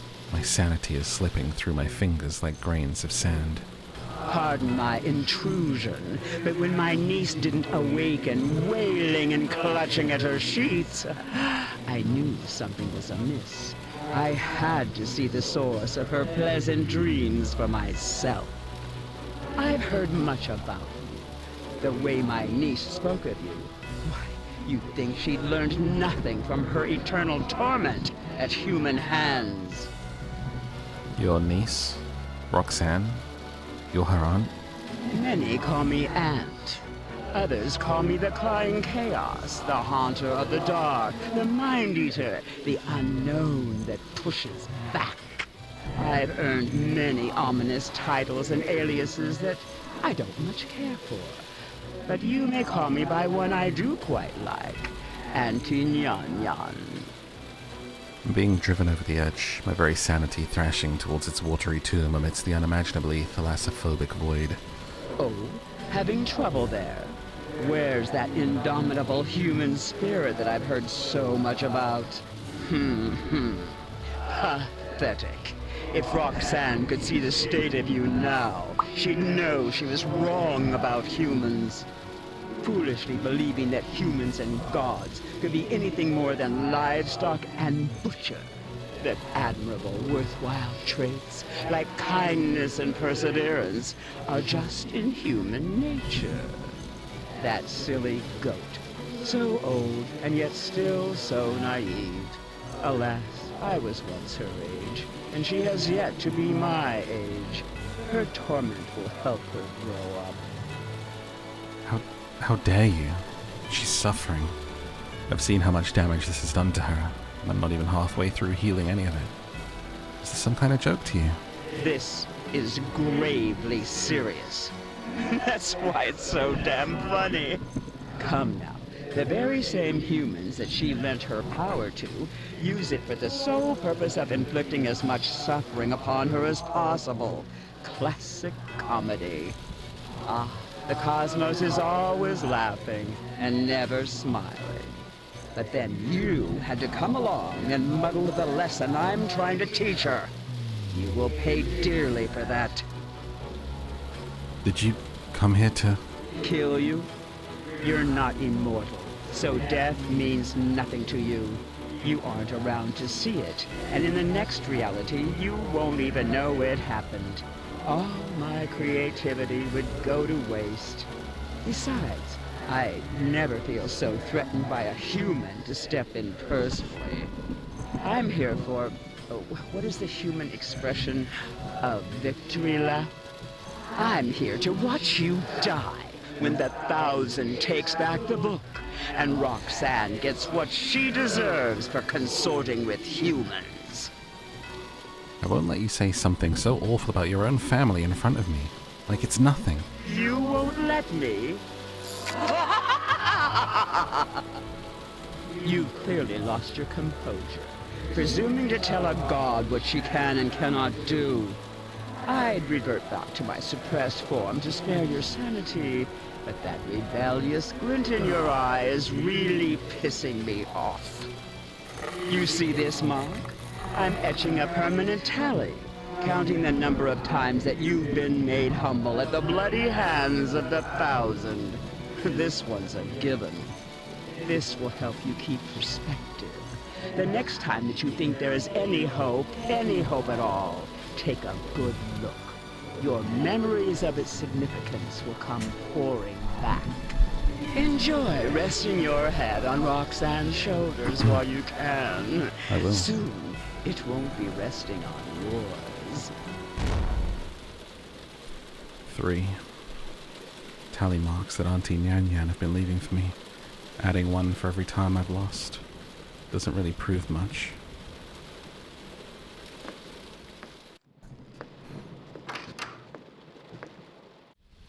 Okay.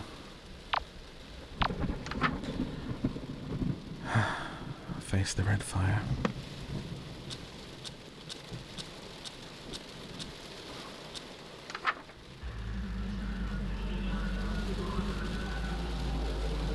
Ah, that smells wonderful. You're such a good follower of mine. But is it ready? It may not be hot enough. Yet. Oh, such decadent, indulgent food can be so messy, too. If only we had something to eat off of.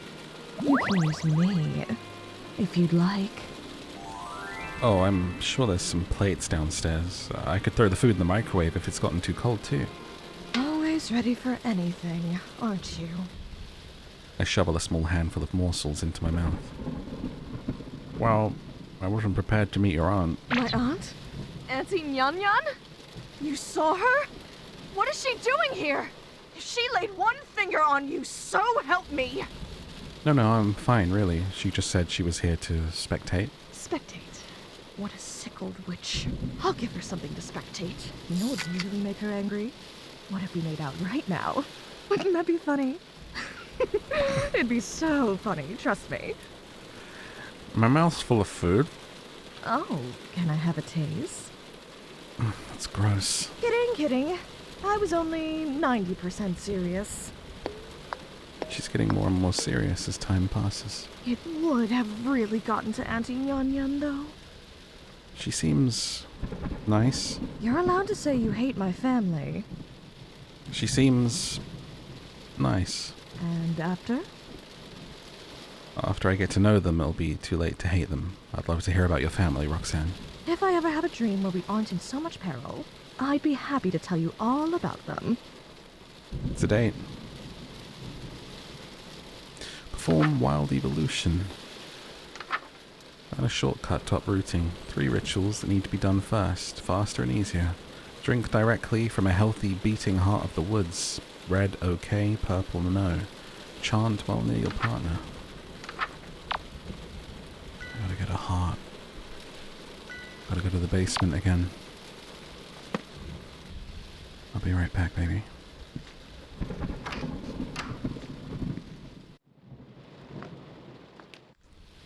Okay.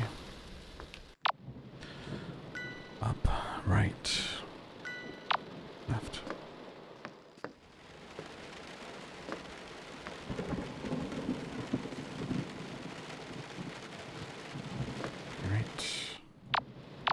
Right again.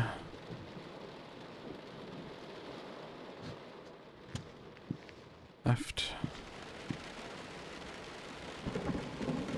Gosh, where's Billie hiding?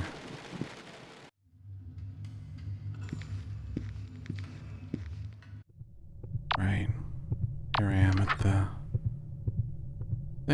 Drink directly from a beating heart of the woods. Red, okay. Purple, no. Red. As soon as I touch the heart, a large quantity of blood spills out onto the floor in front of me. I cup a handful and drink it down. It's strange, but after losing so much blood, the heart appears to have grown slightly larger. I feel a little funny, but it looks like I did it right. I'm back upstairs. Oh boy. The metal bat. She's coming.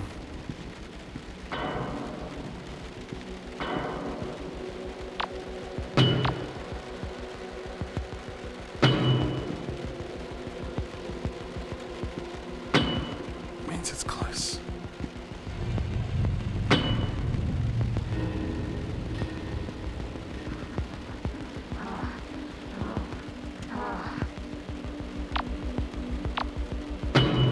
Oh boy.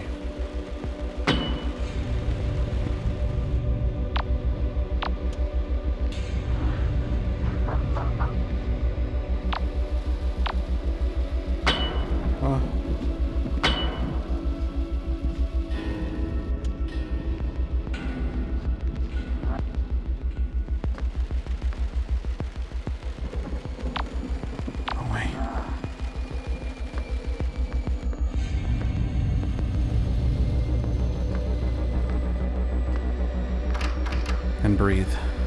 That's legitimately very scary. Holding my breath the entire time. Okay. Chant while near partner. Oh my. This I like. Seeing you in my dark image. Warms me to my roots. Dark image? I don't feel any different. What changed? Let me check my reflection. Stardust, I wouldn't look in the mirror so soon. The shock might be a lot to take in. Okay, but now I basically got to look. Deep breaths, be strong. I have goat horns? I mean, I'm not gonna lie. I'm wearing them very well. This isn't so bad. All in all, I think I actually look kind of cute with these. I wonder if they're real. Can I touch them? What was that? Was that me? Was that my voice just now? I sounded hoarse, like I'd been screaming at the top of my lungs for hours. More importantly, what I saw just now. What's happened to me? Was that a tin can? Something is very wrong with me. Perform the beguiling melody. Face toward a device capable of producing sound from a radio signal. Ensure that it's on. Chant 3 times. Don't worry about it. Go straight to Roxanne as soon as possible after chanting. Trust me. The ritual will amplify animalistic behavior of those within earshot, including something and aggression. Okay. To the TV room. I'll be right back.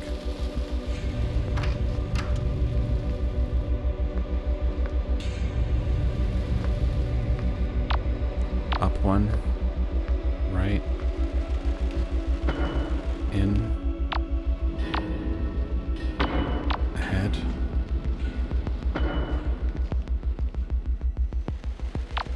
Forward.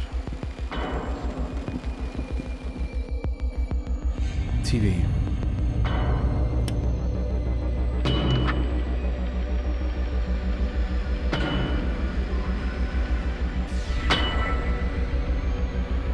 Three times. It's getting closer.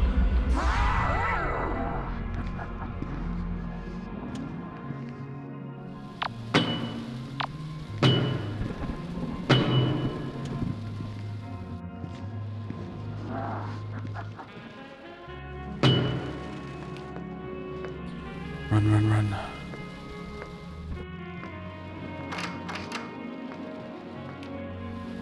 I'm back.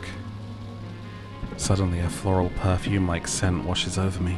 Oh, Stardust. I was just thinking about you. In fact, I've just been so hopelessly distracted by you that I seem to have misplaced all of my clothes and adornments. Whatever should we do? Got you covered.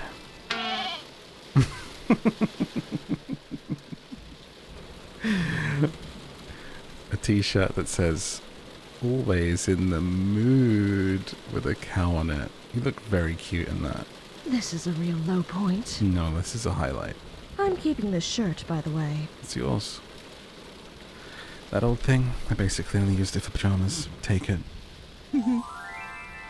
Oh, I should reciprocate. Come here. Let me do your horns for you. It won't take long. I sit down while she gently preens and decorates my new satyr-like spikes. Oh, look at you. So pretty. My sweet Bothanopad. I feel the top of the horns. The tips have been adorned with a lustrous metal. I shake my head a few times. The fit's perfect. Wow. Was that Billie? It sounded like her bat. That was fun, but I'd better get back to the rituals. Nothing like someone in a cute oversized t-shirt. Okay. Labyrinthine roots. This will expose the psychoactive roots of the Blackwoods, allowing them to burn without an accelerant this time. Cast outside like on a porch or a balcony, but face away from the woods. Do not look at the woods in any way until the second phase of the ritual is complete. Balcony. Okay, outside.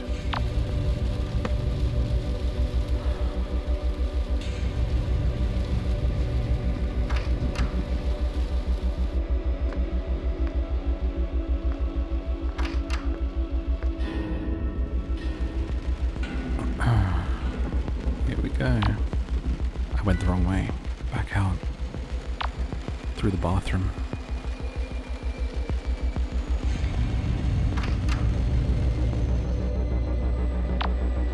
This one.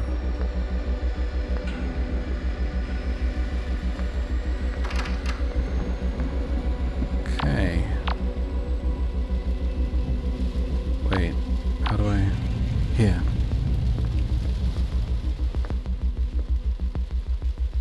Don't face the woods.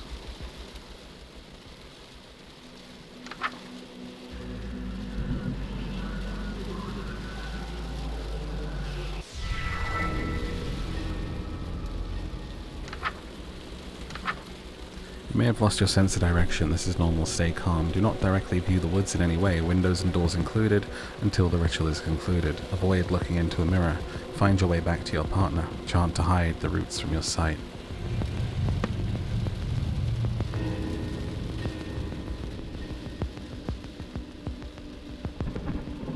Wait, what? Do not directly view the woods. Avoid looking in a mirror. Hide roots from sight.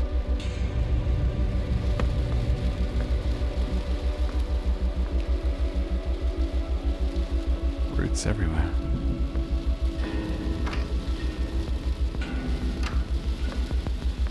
But... oh.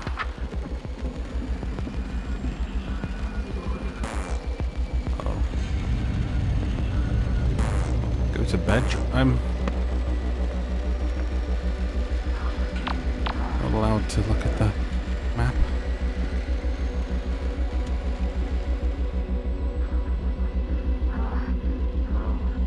It's no doors. What do I do?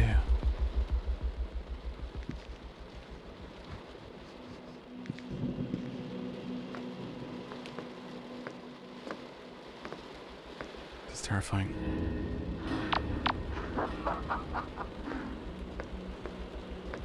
Oh no. Oh no. Oh no. Oh no. Ah.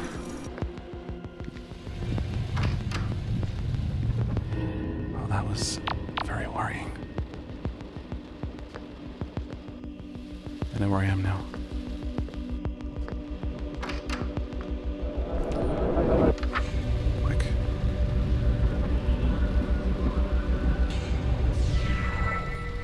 Roxanne, I did it. That was the last ritual before I can uproot you. Oh, that's great news.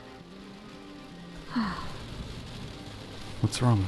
It's nothing, but if there's any loose ends left to tie up, now would be a good time to do it. Before uprooting me, that is. Haste makes waste, after all. I still haven't beaten Billie yet. If I don't do it now, I might not get another chance. But then again, Billie's scary as hell. I was able to survive all this time without getting spotted, but who knows how many times she's killed me in other realities. If I knew that exact number, I might be able to come up with a strategy.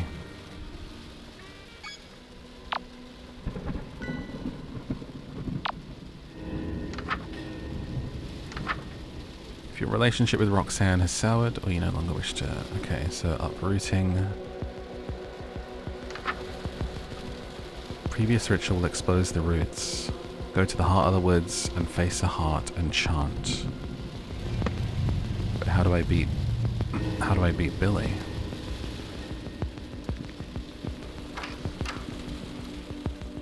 Wouldn't the number be right here?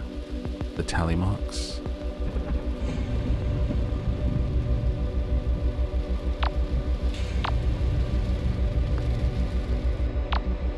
I would like to beat them.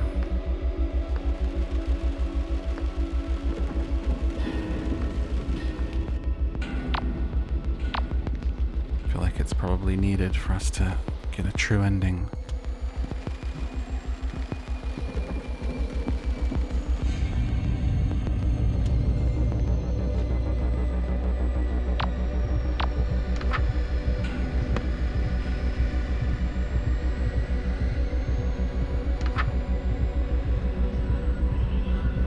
Wait, don't. Not yet. Please! What are you talking about? I'm not ready to leave yet. You don't know how long it's been since I've had any solace in these nightmares. Since my dreams were something to look forward to. Now that you're here, I don't want to go. I don't want to go. How do I know I won't be alone next time? What if you aren't there to make me feel safe? I don't want to leave. Okay, we can stay. What? I'll stay with you, here, for as long as you need. But we can't. I know that. If we sit around and wait instead of ending this now, bad things will happen to both of us. We'll lose our opportunity to end things on our own terms. Something bad is bound to happen to everyone. That's life, but that doesn't mean it's not worth living through. I'd never cut my time here with you short just because it'll end eventually. I'll wait here until someone drags me away. I can't ask you to do that. I couldn't do that to us. I couldn't see what they'd do to you. Yes, you could, you big old worrywart. Bad things happen, sure, but they always pass. Plus, you're immortal. Something good enough to make all of this worthwhile is bound to happen eventually. You're right. No matter what happens, it will pass. I just have to be patient. This too shall pass. Whatever our time heart holds, I'll have the heart to face it.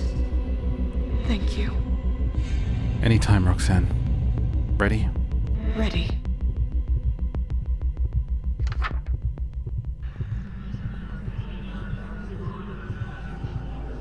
Thank you, my sweet Stardust.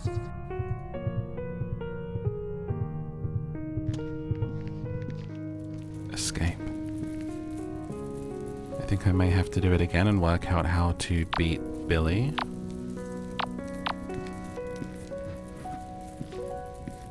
Not sure how. I don't think this is going to be the true ending. We will make our way outside and see what happens.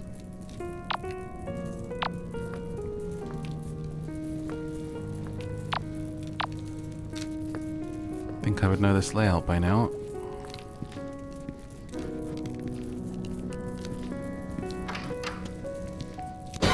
Oh, what happened? Did the whole house fall on me? I don't see any rubble. The book. I've got to take it. Don't. You can't see your body, but I can. You'll suffer if you try to move. You're finished. No, I'm so close. I reach for the book, but my wrist is kicked Stop aside. already. You're already dead, even if you can't feel it yet. I'll be taking this to Buck, as promised. I try to yell in protest, but my words won't come out. If Buck gets the book back, I won't let either of you hurt Roxanne. Not in my house. Let go. Let go. You can't put up a fair fight anymore. There's no glory in prying this book out of your hands now. So admit defeat and let go already. I reach with my other hand and thumb frailly along the closed pages for a grip.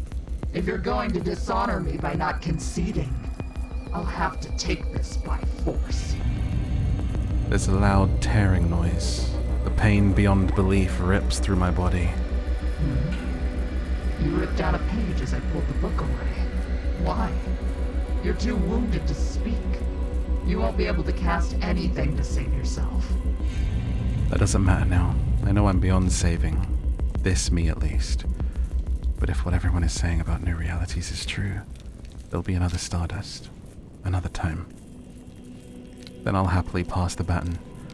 But I won't let Roxanne suffer in the meantime. See the Black Woods. You ripped out the page that lets you summon the Black Woods. If that burned with the house, Buck would have no way of summoning Roxanne to hurt her, and she would be saved, right? That's your plan? That's how you're going to waste your strength? Useless. I feel my fist being pried open by her inhuman grip. My entire hand goes numb. All my extremities do. There's a pause before my wrist is released and falls limply to the ground. I hear footsteps retreating as Billie leaves me. I failed. I was so very close. I'm sorry, Roxanne. With my last drop of will as my vision begins to dim, I turn my head towards my clenched fist. Page still in hand. Let it burn. She's leaving with the book, but letting me destroy the most important page. There's too much to unpack here with what little time I have left. So instead I watch the page in my hand burn to ash as everything goes dark. Roxanne, in this dream, the one about me, you're safe. Stay tuned. Another episode of Sucker for Love, Date to Die For is coming up. We need to get the true ending. Chapter 2. Okay, so I'm replaying the level, and suddenly there's all of these tallies here. I didn't die this many times, but it says this is how many times I must have died. Wait here for Billie, and I'll show her. So we'll just wait. And we'll see.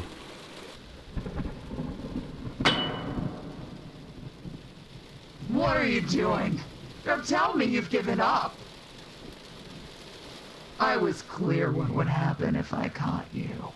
There is no dishonor in killing you now. Actually, I can prove I'm stronger than you right here, right now, without throwing a single punch. Take a look. You're bluffing. Is this some kind of a trap you set for me? Not a trap. A scoreboard. Scoreboard? A 12-foot-tall catgirl in high heels from outer space carved these notches into the wall. Alright, go on. Really? I haven't already lost you. That makes sense to you so far? I work for a cult that worships a four-eyed goat tree from outer space. Your story really isn't outside the realm of believability yet. Go on. She made these notches because she wanted to discourage me. She makes a permanent tally mark on the wall each time you kill me. She left this to prove I'll only lose against you, but actually it's the only way I could have ever proven I've won. So, I've beaten you to death countless times? That's your point? My point is that my tenacity is infinite. All of these times I've lost, and you're not any closer to defeating me.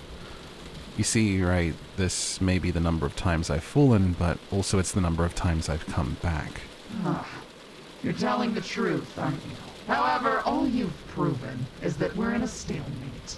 If you really believed I'd spare you because we're tied at the moment, I'm sorry to say, you still have to die.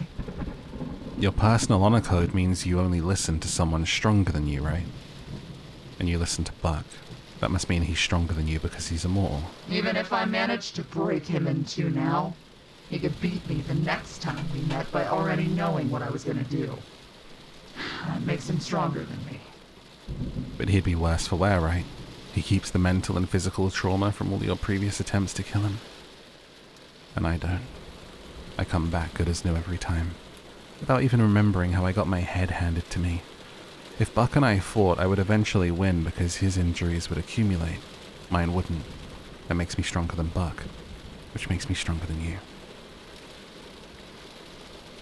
What does she think? Oh, proving you're stronger than me without throwing a single punch. I see your strength.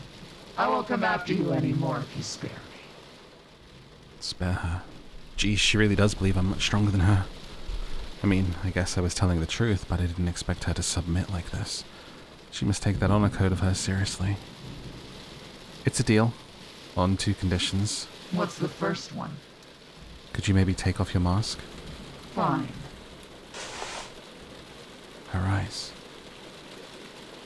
You don't have the Sacramento stare. No, I'm not one of the 1,000. I'm not even from here either.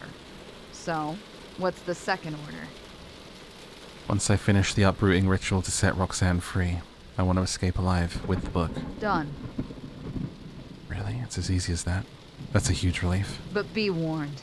When Buck sees me helping you, there's no way he'll let me meet you again in the next life. I'll either be dead or somewhere far, far away. If I do this, this is the only time I'll be able to help you. This reality is your only shot. So this is the only time I'll be able to count on Billie. I'd better make it count. Alright, once I finish the last ritual, we're going. Good answer. I'll watch your room until then.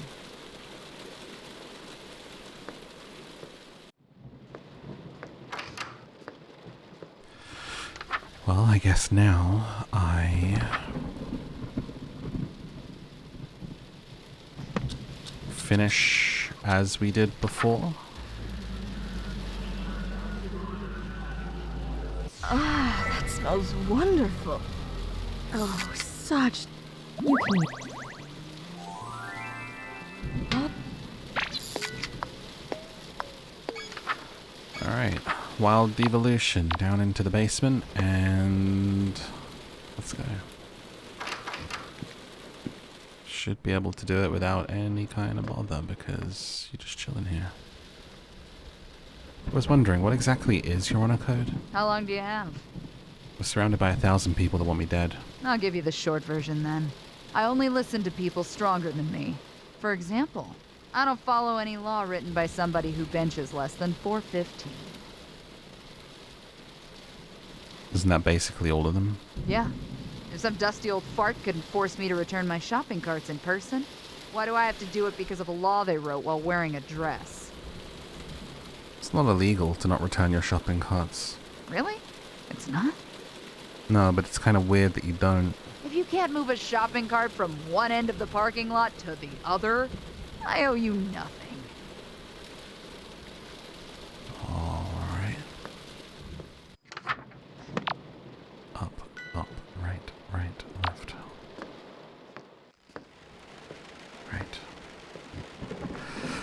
Right. Left. I'm really enjoying this. I'll throw that in there. I know I'm not talking much because I'm trying to immerse fully and have it be kind of like almost an audiobook playthrough. But this is very fun. I think I prefer this to the prologue that I played, which you can also see on the channel. Were you always like this? What do you mean? I mean, were you just running around with a baseball bat before you got abducted? Yeah. Really? Yeah. Was that, like, your job? No. I did odd jobs like farm work. That's just for solving problems along the way. And then, I was lured here and trapped in this town. Same as you. I crossed paths with Buck, and I got stuck as their de facto hatchet man. But then you popped up. Someone that single-handedly escaped the 1,000. Sending Buck running with his tail between his legs. You're someone with blood that's worth bottling. Someone who can give Buck and his goons what's been coming to them. That is the kind of person I've been waiting to take orders from. for a long time. Alright, respect. Thank you, my sweet Stardust. All done. Black woods are burning. Buck probably knows now. This is our one shot. Escape. Alright, what's the plan? Can you get us out of here? Yes. Remember that the 1,000 formed a perimeter around the house. If we run out blindly, we're finished. The burning roots are invisible too, so to stay safe, keep your feet on something that doesn't burn, like cement or water. I saw a pond on the foot... It's Buck. Where is he?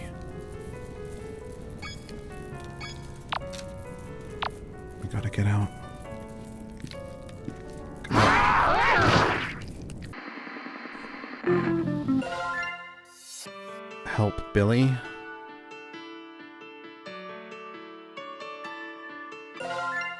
Thank you.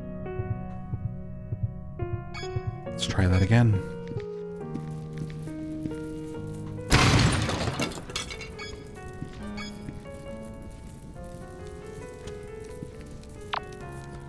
Wood. Right.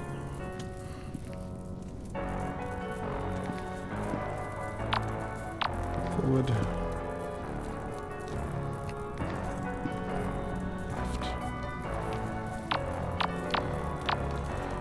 Right.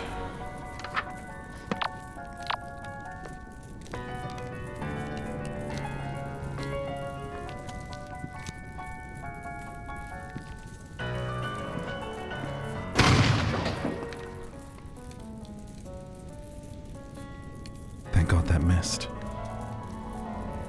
I turn around to see Buck silently loading another shell into his shotgun. That must hurt. Why is he so burned already? My skin isn't falling off like his. What happened to you? You did. Nanny happened too. Nanni? Hearing that name, there was someone who helped me escape. Where is she? Couldn't be trusted. So she's gone this time. Billie's gone next time. Now give me the book. Don't bother telling me it's not with you. Because I'm shooting you either way if you don't hand it over right now. Over my dead body. Not stronger than me now, are you? Billie. As I was saying, hold my rope to your mouth. And jump in the pond on your way out.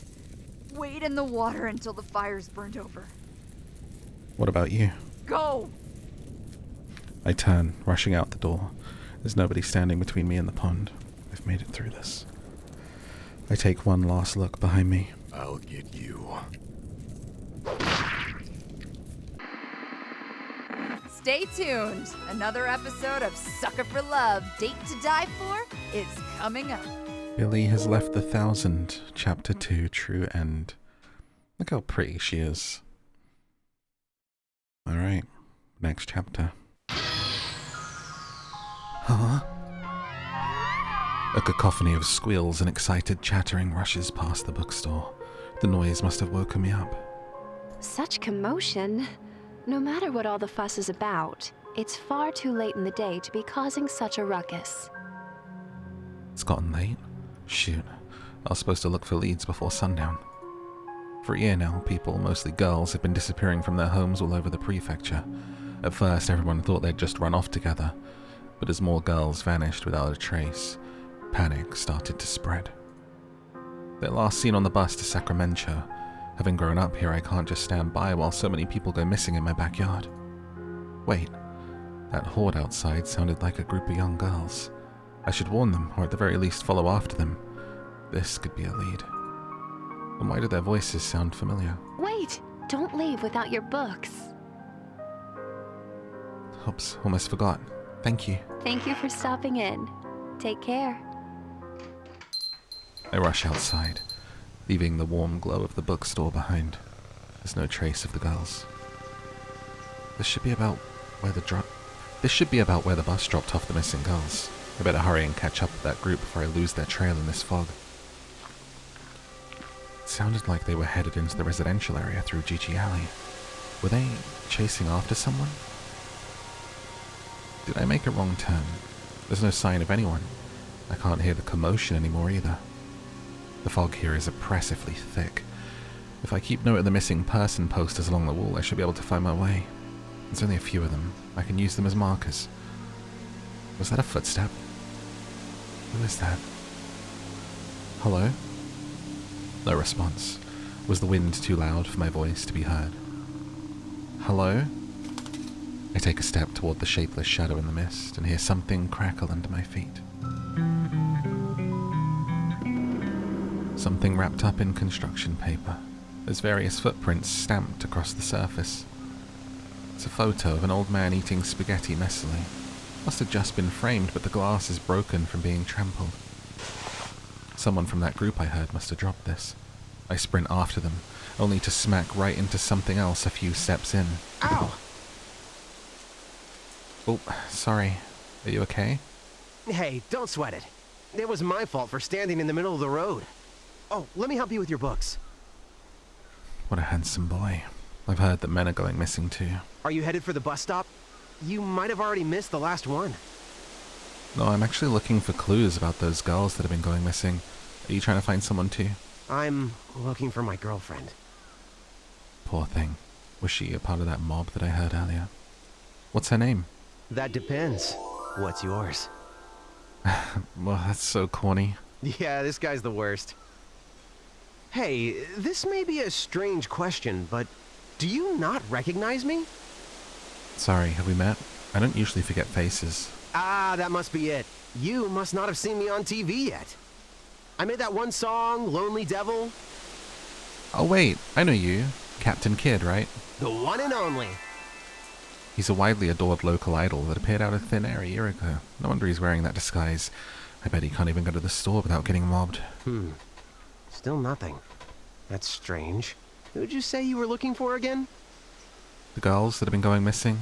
You're not looking for me? Say, you are an out-of-towner, right? I mean, you obviously don't live here. I'd know who you are. I know everyone around here like family. I'm not really an out-of-towner. I used to live here. That's where I'm staying while I'm looking. Show me. If you're really from around here, show me where you live. I feel eyes digging into me from all around. I can't see them, but it can't just be paranoia. I'm not doing anything, so let's go now. Oh, don't forget your bag. So, you're the one Buck wants. Oh, you're the one I've been looking for all along. I'm suddenly madly in love with you. In fact, I know it's so soon, but let's get married too. After all, so long as you're alive, I'll never have eyes for anyone else. Never. Killer girls. Unseen hands desperately grab at me from all around, but I manage to shake off their grip with surprising ease and make a mad dash forward. Behind me are dozens of footsteps. What's going on? Why am I being chased? Who the hell is Buck? Before I knew it, I'd arrived at my ancestral home, sitting ominously alone in the fog.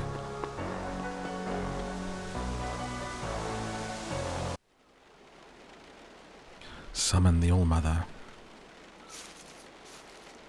That was very fun, and like a really interesting change of pace from everything so far. I liked that. Now the house is full of flowers. Let's head upstairs. Oh, that's... Should we... Okay... Don't know if I should be scared or a different kind of feeling. Up here we go.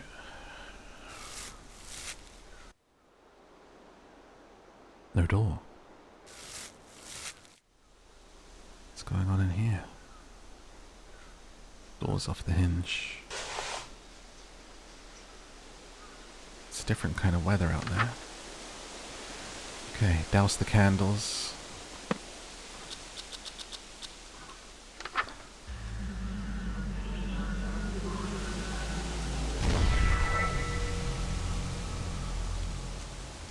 Hello? There she is. I could stare at her forever. Hey, Roxanne. Perhaps, in view of what we've been through together, you could call me Roxy? You probably don't remember, but you called me that long ago, and I've grown rather fond of it. Do you think you could call me that again? Of course. Glad to see you again, Roxy. How have you been? Never better. The 1,000 are at their last gasp. The only 2 remaining original members are Buck and Kid. I should have figured that boy I met was involved. What happened to the rest? Well, every single person Buck sent to kill you instead joined you, time and time again. So Buck sees to it that when I dream up a new reality, the traitors don't live to meet you. Buck sends somebody to kill you, they fall in love with you instead, they betray Buck, reality ends, Buck spends hundreds of years in time out, then reality starts anew, Buck kills the traitor, then sends somebody else after you, hundreds of times over. Sounds like I'm on fire. What? I've lost you many times as well. I left you in their hands? How many times? I'm fine, Stardust, really. This is all nearly over. Soon, the 1,000 will just be a distant memory. Tackled to the ground. There's a sickening sound of wet metal scraping and a dull pressure on my stomach. My eyes shoot wide with shock.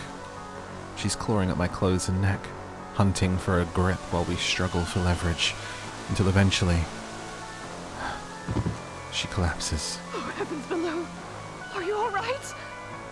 I gasp and cover my mouth in horror. It happened so fast. Roxy, what do we do? Can we do the healing thing? You know, isn't there that one ritual? Stardust. She's dead. What? That's not possible. It was so fast. She was already at death's door from exhaustion and starvation. Falling on her weapon was the final blow that stopped her heart. That normally wouldn't even be a serious injury. Chalk it up as another death by exhaustion from the Blackwoods. She's weak because she was about to die. Is that how I escaped from that horde earlier? And if it makes any difference, she had the Sacramento stare. Her conscience was long gone. Mentally, she wasn't here for her death. She's trying to comfort me, but even if it was in self-defense, it feels like Mic check, 1, 2, mic check. Hey, are you hearing me? That voice. It's the boy from earlier. Well, sounds like you had a bit of a nasty shock, huh? Buck's had a lot of time to reflect on how you've beaten him. And we've made it so it won't happen again. You're gonna like what we've done with the place. Let's see here. Number 1, we took everything out of that room that we didn't need. No bass guitar, no nothing. You're unarmed. Number 2, no door to the ritual room anymore. Nowhere safe. But you already knew that one. Number 3, we begin our attack immediately. No negotiations, no honor duels, just last bitch standing from the get-go. Number 4, we cleaned out the fridge as soon as you got here, so no ritual reagents for you. Number 5, blast loud music to drown out our movements. And number 6, burn this list after doing everything on it so she doesn't know what's coming. Oh. Well, here's number 5. What do I do? I don't know. This has never happened before. Nothing like this. Sounds like they're getting serious. Guess we'll have to get serious too. The chrysalis of rebirth. Find an isolated location of your choice, someplace where your cocoon will not be disturbed. Your organs will be liquefied, so any sudden movements will yield tragic results. Do not perform this ritual outside or near an open window. Damn.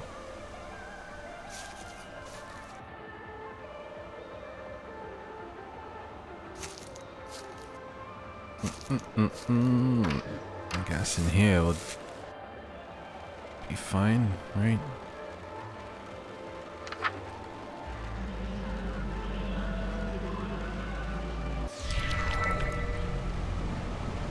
gooning up.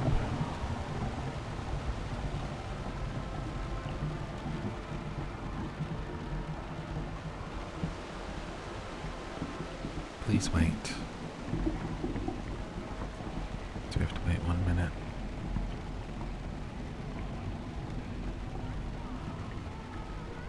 I wonder if we should have faced the door.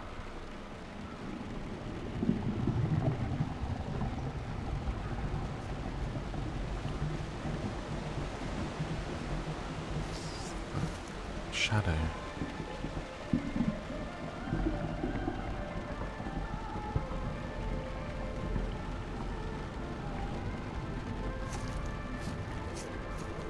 Someone just came and stood in front of it and then walked off.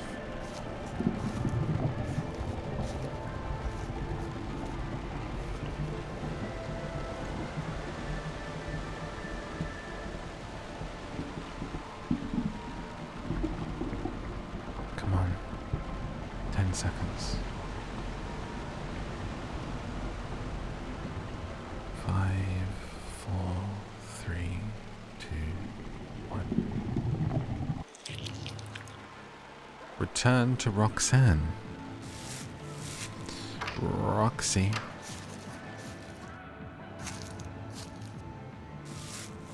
Such a troubled look. Are you alright, my sweet? I'm still really shook up by that one that rushed in. The one that, you know. Yes. Death can be an upsetting thing to see for the death-shy. It's not that. She's not wearing robes or a mask. She just had the stare. She was so frail, so unlike the 1,000. You have already figured it out on your own, haven't you? I didn't want you to find out. But your attackers are not members of the 1,000. They're using innocent people as your assailants this time. This is a concerning bit of leverage they've created. Experience has taught them they can use your humanity against you. This feels so different from what little I can remember. How am I supposed to save any of them, Roxy? At this point, I know nothing I can say will stop you from trying to befriend the people actively trying to kill you. If they're under my curse of thousands, then their admiration for Kid has been magnified to the point of fanatical idolatry. The only way to break their obsession is either by finding something else that they love even more, or by removing the object of their obsession. But I don't know anything about these people. Where would I even start? Hope I think of something. Perform the Black Eye Ritual. Your body should be more pliable to change now. Have a knife on your person. Harvest meat from a mammal that died within the Blackwoods within the last 24 hours. Works best if it's something you personally killed. Chant twice. So I gotta go get a knife then. Wait, everything I need's already in this room. Oh. Oh yeah, she brought a knife with her, right? Oh. The knife comes free with a sickening, sucking sound. I can't bring myself to use it against these poor souls, but might need it for rituals. I wipe the blade on my skirt. The meat of something that died within the Blackwoods in the last 24 hours. She's already dead, so there's no harm in this, right? I'll be quick about this, I promise. That should be enough, but carving up a human for their meat, I can't remember enough. The line that separates me from the 1,000's getting blurrier with every go around. Okay.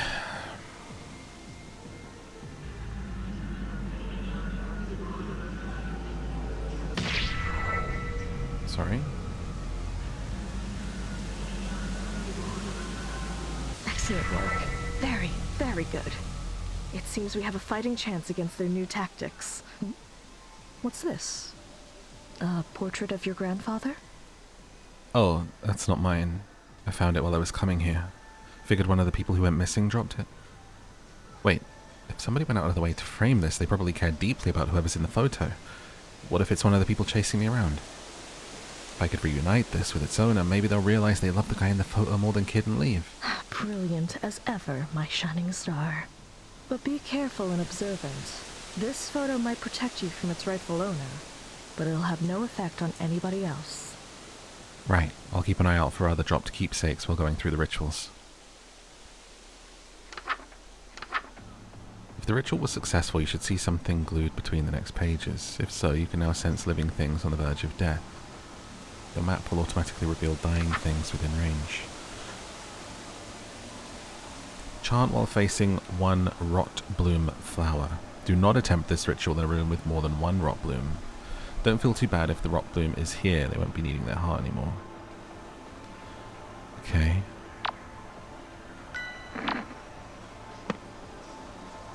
Oh. That was creepy. They're patrolling, huh?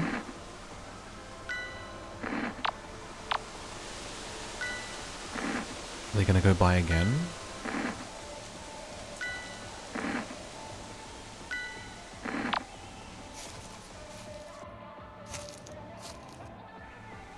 Oh my gosh.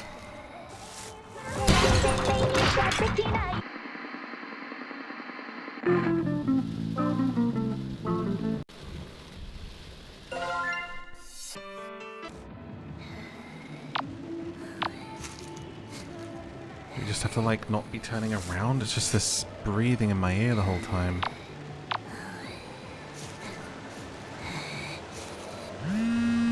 Goodness me. Whose phone is this? Definitely not my sister's. I've never seen this number for Mum before. I'll hold on to it. Maybe I can return it to whoever owns it.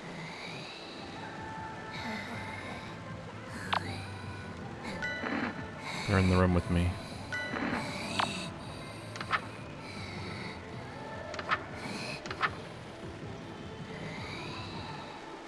Face of rot bloom.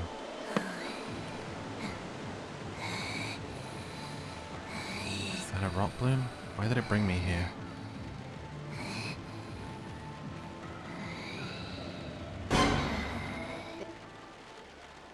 There you are. I call back the number from the missed calls and I put it on speaker. Erica? Erica! Thank goodness, I was worried sick! Mama? What happened to you? Where did you go? Why did you leave? I'll try to be a better mom. You didn't do anything wrong. I'm so sorry. Please don't be mad at me. Sweetie, please come home. I'm coming, Mom! Thank you. I give her her phone back and she dashes off. A morbid looking flower. This must be a rot bloom. Phew.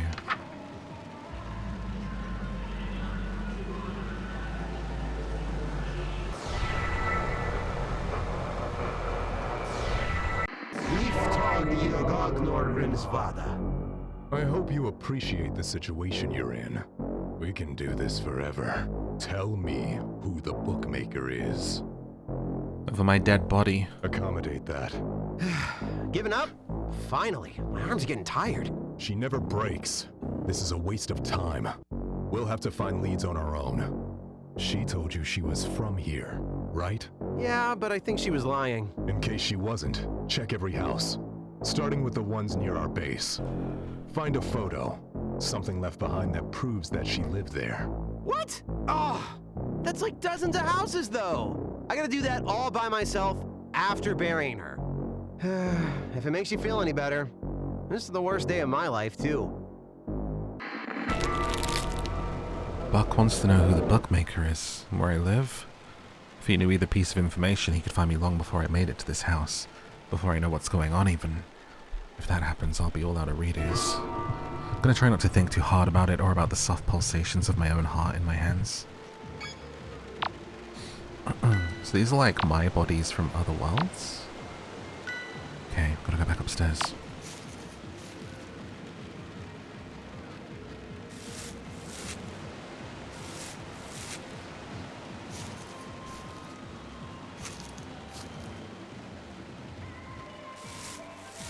Okay, we're gonna go left and then right.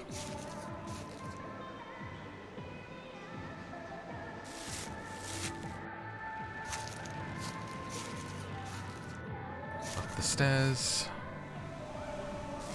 It's so scary. You're doing so well despite the circumstances. I'm proud of you. Thanks. Thanks, Roxy, but... But what? What's troubling you, my shooting star? I just saw all of the flowers I've left. Each one of them holds the memory of another time I didn't make it. I wouldn't advise seeing any more echoes of past realities. Believe me, I've had my fill, but it's just so strange to realize how many times we've gone around. I was thinking the same thing. To think Buck hasn't given up after all this time, it's strange. Whenever my followers achieve lifespans so long that it borders on immortality, they usually end their lives within a year. Without the ticking clock, there's no reason to do anything today, tomorrow, this month, ever.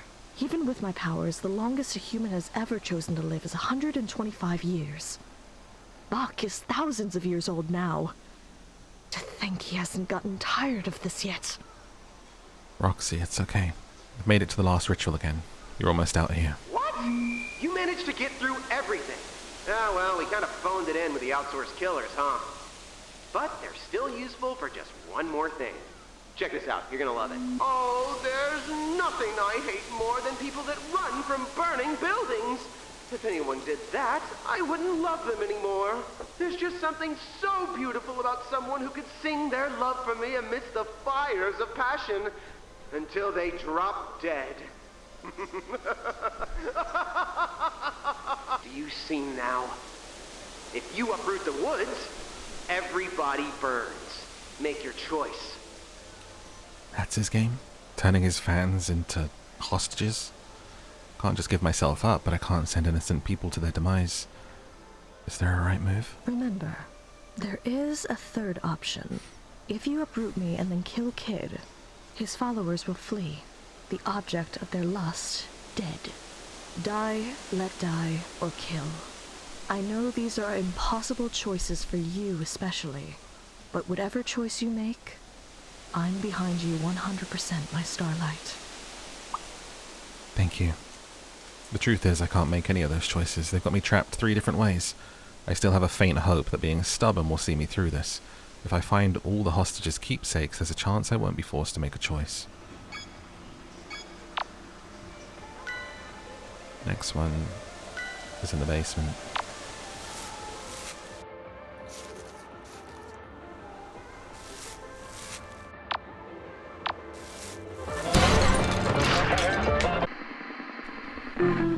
She's at the window.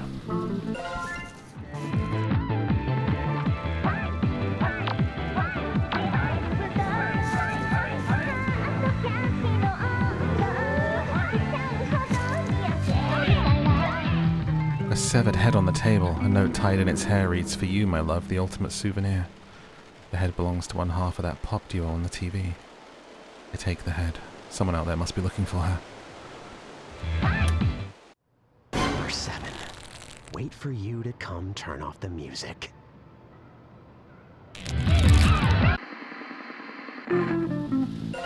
Gosh.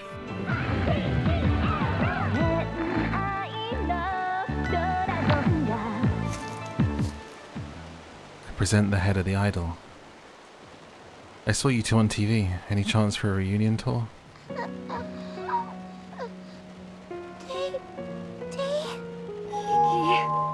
Thank you very much. They leave, harmonizing until they're too far for me to hear. Another one down. Where is the others then?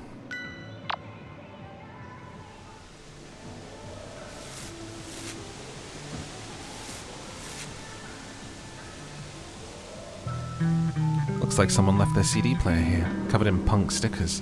The headphones, I can hear an acoustic song playing. Sounds homemade. Must have belonged to one of the folks hiding around here. I'll hold on to it for now.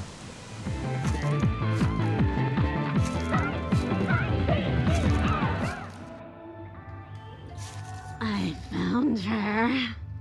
I crank the volume as high as it can go and hit play. An acoustic song starts. What is that music? Her voice. I've definitely got the right person. Don't you recognize who that is? Wait, I know who that is. That's me. That's my song. That's me. Are you serious? But it's so good. I sound like that? I give her back the CD player. She quickly puts the headphones on. That's really me?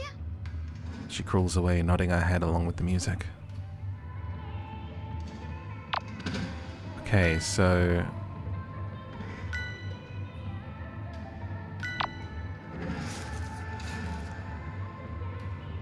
I feel like I've been in every single room, honestly. But... am I missing something? I've been in the kitchen, I've been in the TV room, I've searched all of the other rooms. Maybe we are supposed to do this, and then something will happen.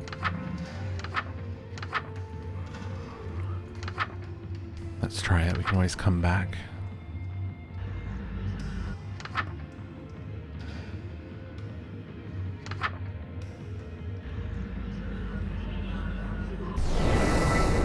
And so, my black woods burn to ash once more. Looks like I really am leaving again. These dreams with you, so long and so short, and never dull. We will meet again, yes? I've started to grow fond of Sacramento. It's a cozy diversion from the outer cosmos, and it kind of feels like my second home. I nod absently, my thoughts preoccupied with what's to come. Did I make the right choice? You told me once, nothing is worth regret. Memories and lessons are all worthwhile. Your story is still being written. Even if this chapter ends differently than you'd hoped, I thought that was an insightful thing of you to say. Thank you, Roxy. And thank you, my starlight. Take care, and be good.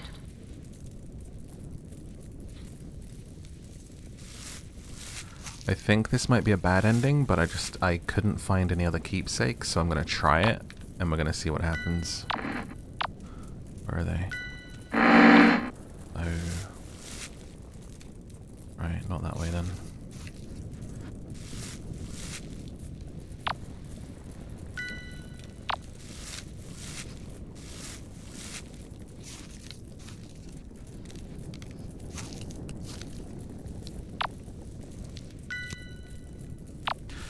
To the exit.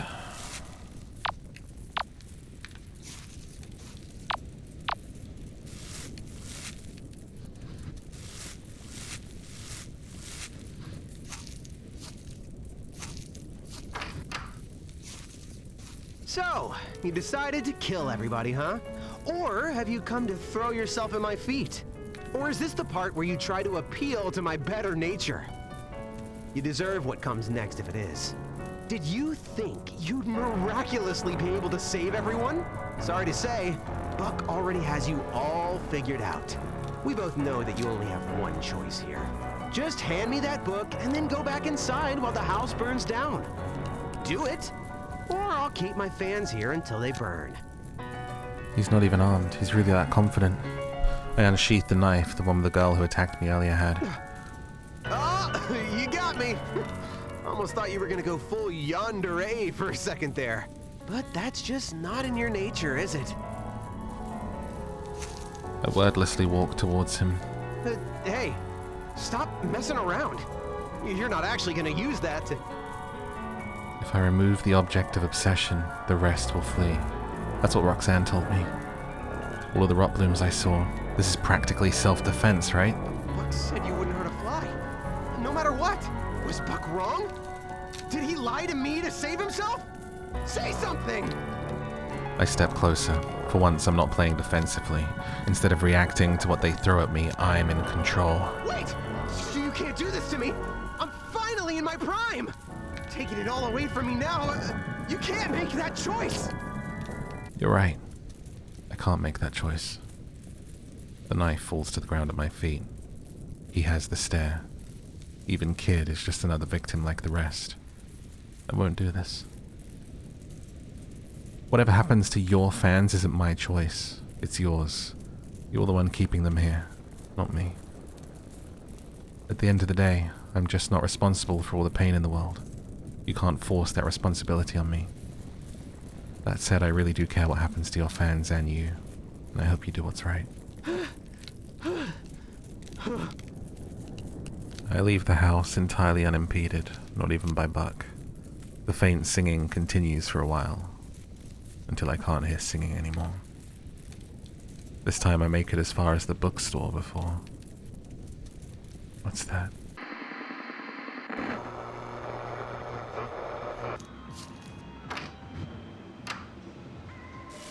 Gotcha. Happy birthday, Kenji. It's your birthday today, isn't it? Isn't this yours? You remembered my birthday. It's my birthday. Someone remembered my birthday. He stumbles off, wiping away his flowing tears. Hey, don't forget your wallet. I'll drop it off at the police station. I stand a safe distance away and pull out the cracked portrait I found earlier. Oh, what have you got there, dearie? So handsome. Is that my Angus? Oh, that's my Angus. Oh. Thank you. She turns and leaves as quickly as she can.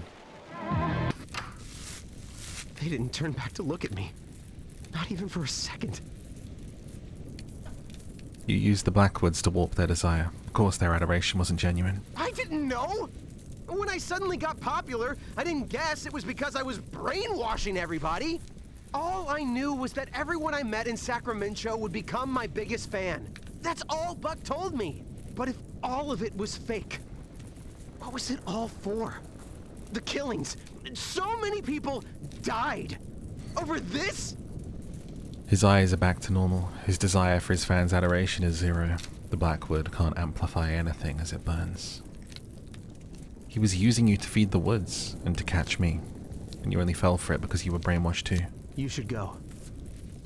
You think I'd save everyone else but you? Come on, let's go. And go where? If the police didn't know I'm connected to every disappearance over the last year, they know now that we let a dozen witnesses go, and now that the woods are burning, I've got nowhere to hide. My life's over. They're not gonna buy a four-eyed goat from outer space made me do it. Everything I was working so hard for. It all vanished the second I set foot in this awful town. If I had any idea. You know, I heard your song on the radio before the disappearances started. Lonely Devil. It's pretty good.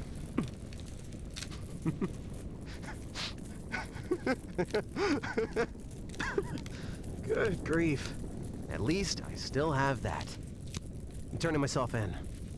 I'll take whatever sentence I get quietly. And then, if I ever get out, I'm starting over in earnest. He leaves, disappearing into the fog like his fans before him. I follow shortly after, bidding farewell to my home yet another time. I walk until the house becomes a small flicker in the distance. Strange. I don't usually make it this far, right? Did I do it? Am I finally free of the nightmares? What's that?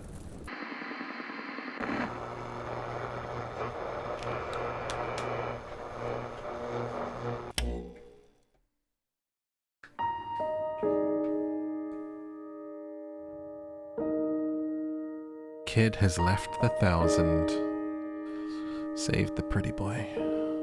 True ending. Final chapter, chapter 1000.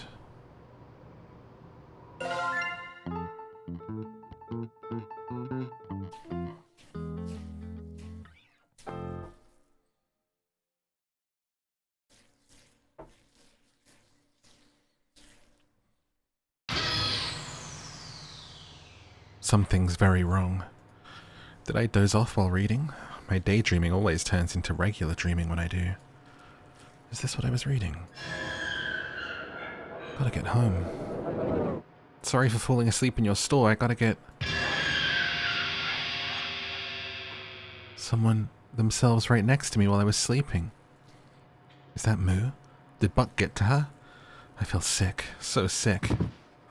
The floor slips under my feet and I fall back hard, loudly knocking books to the ground. I assume they're books, I can't see anything. Everything goes black. What an awful dream. Hey! No! Wake up, you! Oh my gosh, did I break the human? Stupid, stupid, stupid! Are you an alien? No, I'm a mysterious mysterious, sexy librarian type. Look past my aloof and distant nature and fall in love with me ironically. An alien is playing with a corpse in front of me. An alien is playing with a corpse in front of me. This can't be real. I must be dreaming still. It's not a dead body, promise. It's just a doll I use to interact with humans. Sorry to scare you. I was just hanging it up to dry, see? Also, hey, I'm not an alien. Shoggoths are from Earth too, you know. Shoggoths, huh? Plural? There's more of you just walking around? We live where all the undiscovered nightmare fuel hangs out. Bottom of the Pacific Ocean. Not my fault you guys went to space before 100%ing your own planet. We're like 100 miles from the ocean. What are you even doing all the way in the countryside? Well, one day, I grew tired of the darkness beneath the waves. And upon tentacle and maw, I skulked upon your shores. For one reason. You can't write smut underwater. What a trivial reason. You know, I'd think I would have heard on the news about giant tentacle monsters roaming through the country. You think so, but I am a master of disguise and an expert on human linguistics. I've studied your culture extensively from the water, and I've mastered every language and can speak them in any accent. Check out my cowboy voice. Howdy, partner. Wow, it's like you're a real cowboy. Thank you. Though, to be honest, I only learned to read, speak, and write your languages so I could read your human books. They're far superior to cosmic scriptures. Don't get me started on the localizations. That seems like a lot of effort. My complex motives are far beyond mortal comprehension. I thumb idly along the spines of books written in English. They have suggestive titles. You learned every human language so you could consume our smut. Maybe they weren't as complex as I thought. You also make lifelike human models and learned every language that humans speak.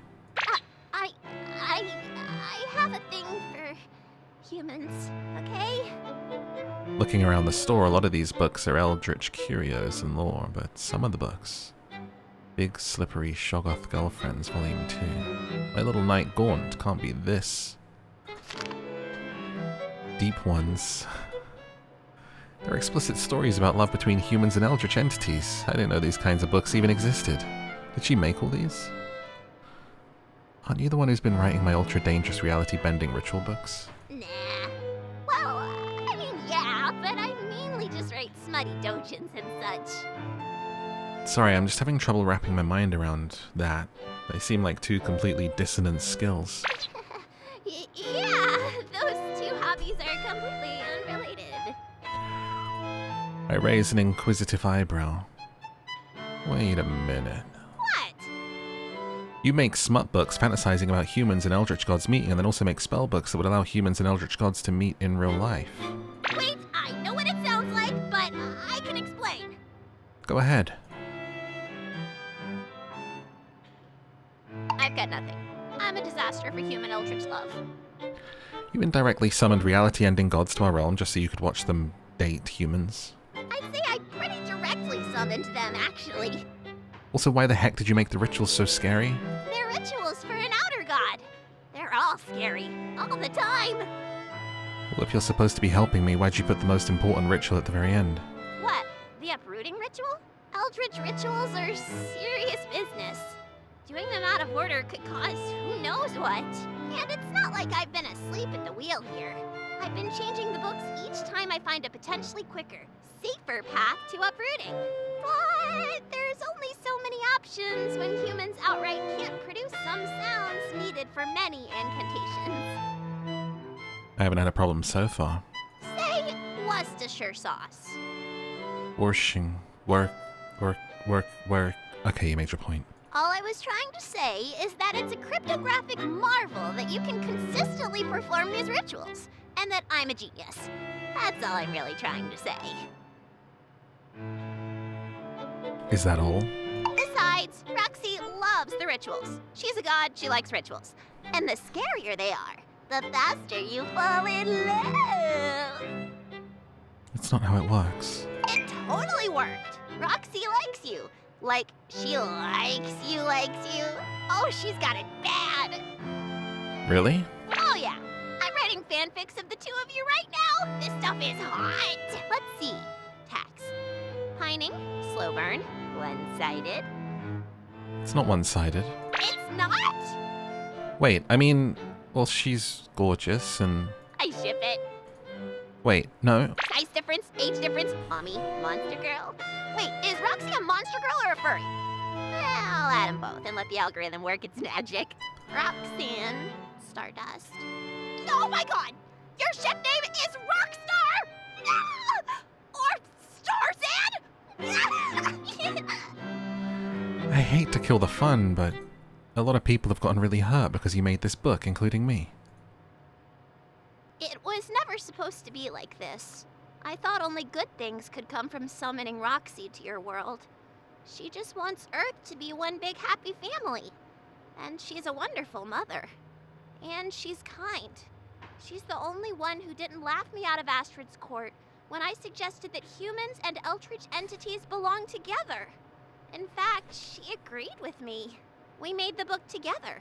An all-in-one ritual book full of spells that would make the perfect date. Plus an abort button, the uprooting ritual, in case the human needed to be rescued from Roxy. We picked the perfect human together, too. A young, handsome human man who had already spent so much time and money fruitlessly trying to contact Roxanne on his own. He flew through the rituals, started a huge family in her worship, and grew the 1,000 to such a size that the whole world was under Roxanne's influence. They never really clicked like I had hoped, but he had his god, and Roxanne had her family. They were so happy and carefree. But you should never be carefree when dealing with cosmic forces beyond reckoning. At some point, Buck decided to steal a smooch outside of Black Ceremony, completely out of order and without consulting the ritual book first. Instead of causing some obscure ritual to fail disastrously, something far worse happened. He accidentally performed a certain ritual perfectly, by pure bad luck. The Kiss of Immortality ritual. It was sealed with the smooch he stole. He tried everything to reverse his immortality. When nothing worked, he changed. So many people, so many humans that Roxanne considered her children. All these realities later, he's still tormenting her. I don't know if it's revenge or if he's got some other plan in mind, but he's never going away. What a big fat screw up this was. If Roxy of all the gods can't find happiness with a human, there's no hope for any of us cosmic entities. Between you and me, Roxy is the hottest one in the family by far. So that's why I'm trusting you with my books. I hope it's not too weird to say, but I think after seeing you time and time again, that I should have given you the book to begin with. Well, I'm glad the book eventually found its way to me, but it's like a passed baton. Every leg of the sprint leading up to me was significant and worthwhile. And I gotta pass it on again. I think I'm okay with that, but I also think I'd really like to be the one that gets to cross the finish line. The one who gets to show Roxy how far we ran together. Okay, that's it. You two are too perfect. Sorry, Roxy, you're gonna kill me for this, but you can't expect me to sit through 1,000 episodes of Stardust dying before you can admit how you feel. Here you go, you crazy kid. It's the Kiss of Immortality ritual. Do us all a favor and end up together already. Wait, the same ritual Buck did. Becoming permanent. This means I'll never die, no matter what, even when reality ends again. Will I end up like Buck? Holding this sinister page fills me with a palpable dread. This ritual is what started all of this. It's what caused Buck to go mad. It's what turned the 1,000 against Roxanne. It's what made every reality a nightmare. It's what caused me to suffer and perish countless times. But it's also what brought me to Roxanne. I think this is it. I think it's the key to ending all of this for good. It's how I can stop Buck and the nightmares. Oh? Fighting fire with fire? Not exactly. Once I cast this, my fate will be the same as Buck's. No takebacks. But I have the heart to live with what I've given. No takebacks needed. I'm ready to accept what great highs and lows eternity has in store for me. If you give love, it comes back. If I embrace eternity, eternity will embrace me. Alright, now I'm really pumped. No more baton passing. I'm going. You coming? No way, Jose! Buck's scary looking. Yeah, I know that I'm scary too. But I can't just run into the unknown like humans can. Shoggoths aren't brave like you are. I'm the only one that even left the sea for crying out loud. Don't worry, you don't have to come. I have your book. That's all I've needed so far. That's all I need now. Go get him, Stardust! No sign of anybody. This could be the end of my life as a mortal, couldn't it? All in all, I have to say it's been a blast, and whatever is ahead, I know there'll be something to love.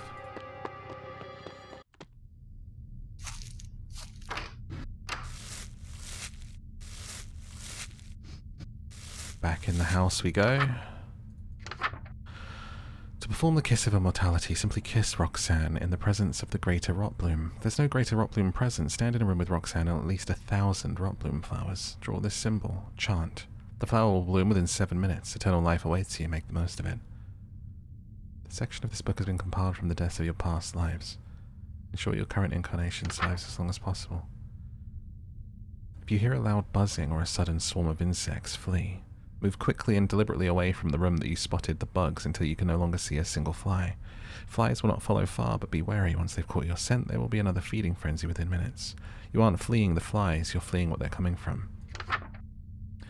Tempestuous murder. Check windows frequently. In the event of seeing a flock of crow-like creatures outside, flee to an interior room without windows open or closed. They're not crows. Their arrival will be silent, their numbers will be great. Once you hear the flapping of wings, they've stopped circling, it's safe to come out. If all sound has been stolen, panic. Loudly. Loud noises are your only salvation. Keep a running clock in your head. At least once every 15 seconds, create a loud noise. Doesn't matter what it is, only that it's loud. Do it for a full minute.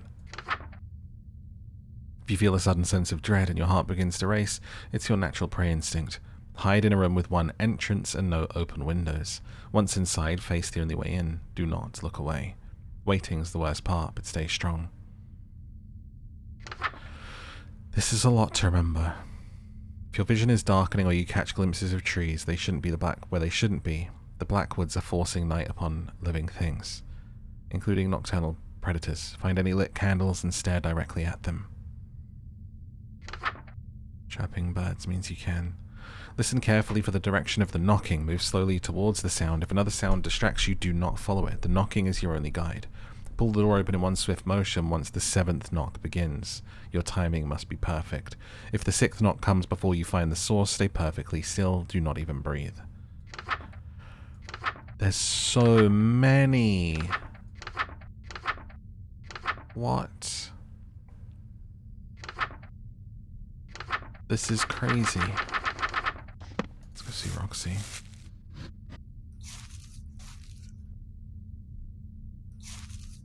This is going to be a lot to try and survive from.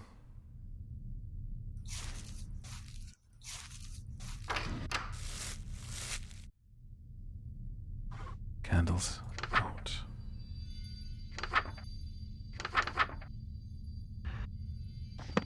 Mister.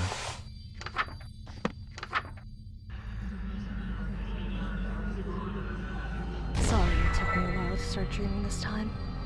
I was too anxious to fall asleep. So, this is it. Buck is the only remaining member of the 1,000. Are you ready for what's to come? It's only hitting me now that this kiss of immortality thing, isn't it kind of like asking to marry her, promising to be with her forever, sealed with a kiss, no takebacks? Holding this book feels like fumbling with an engagement ring in my pocket. Stardust, are you alright? Yeah, fine. Nervous? You don't even know. The butterflies in my stomach are building up to the point of unbearability. Just as I'm about to swallow them down, a breeze blows into the room, carrying a foul stench that fills my lungs. I fall over, retching. My eyes sting and water uncontrollably, and I have to actively fight the urge to hurl. What is that smell? Did something die? No, something didn't. He's here. I can sense him. You've got the book? Got it. Now or never. I propped myself up on one knee and opened the book to the Kiss of Immortality ritual, revealing it to her. Kneeling? You don't have to kneel to me for my rich... Where did you get that? Moo! I thought I had something to say planned, but my mind is completely blank with nerves. Say something. Anything. Roxy, I only exist because you dream about me. Without you, there'd be no me. And when I look back on my life and all the things that I got to see and do, it'd take me forever to say thank you. So, I will.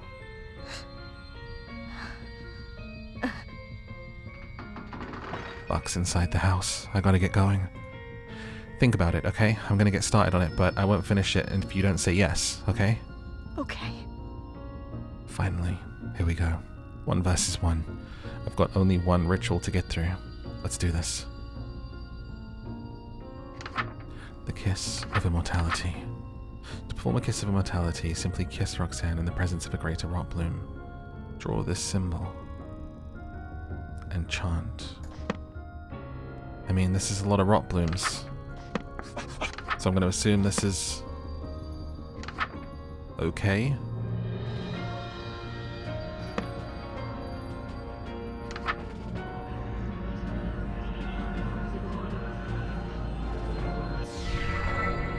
Survive for 7 minutes. Okay.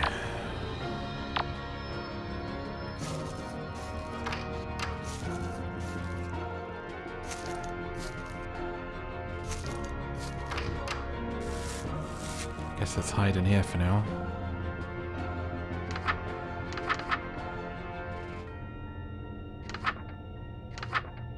I'm so scared, dude.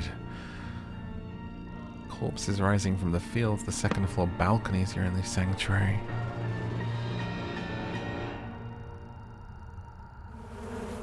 Buzzing. Run from flies, right?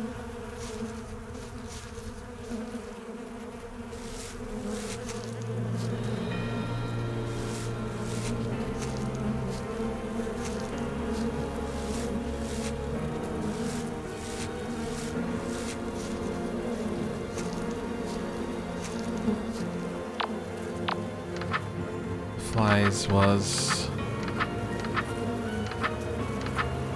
Follow far, move quickly, deliberately away from them, you sweat the bugs taking along, see a single fly. If you hear the buzzing ceases. There will be another one within a few minutes.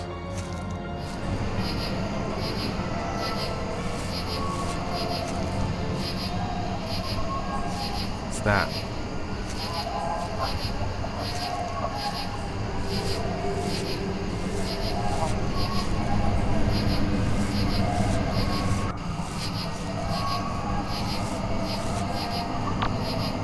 What am I hearing? Trees, candles.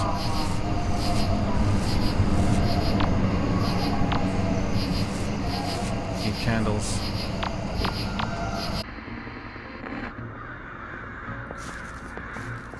Crows.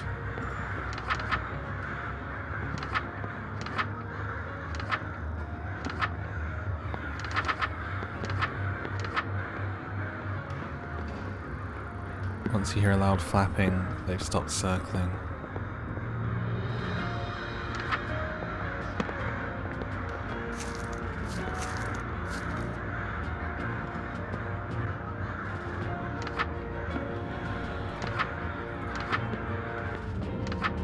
Wings flapping distantly.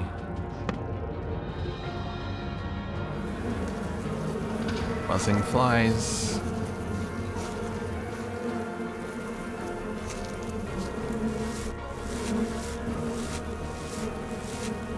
Run until you don't see flies anymore.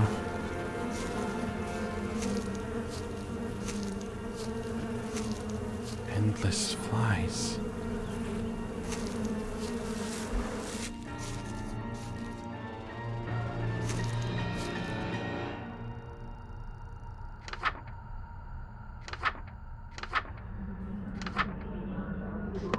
What's that one?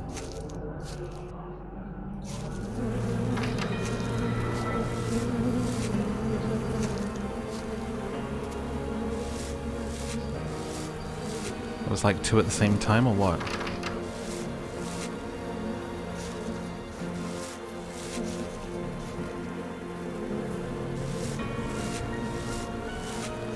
There's another fly frenzy.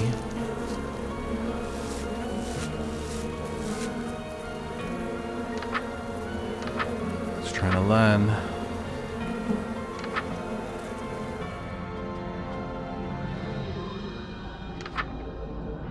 What's this humming?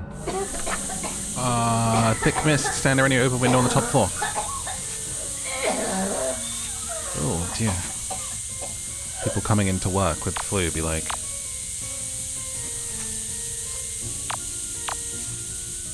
you're like, stay home, you make us all sick. By the way, oh my god.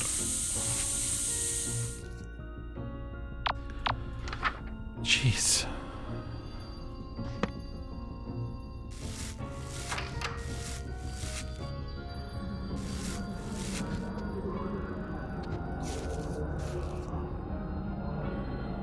Predatory growling.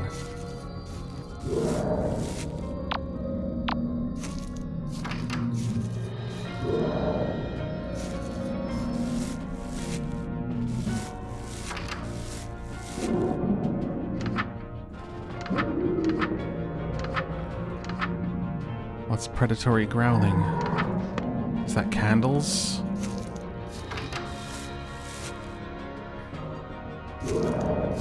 I don't know what that means.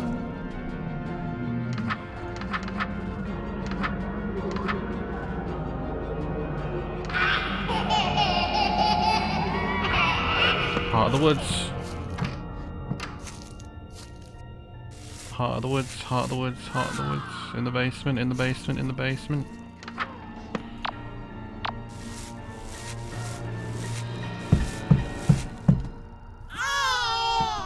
Ah.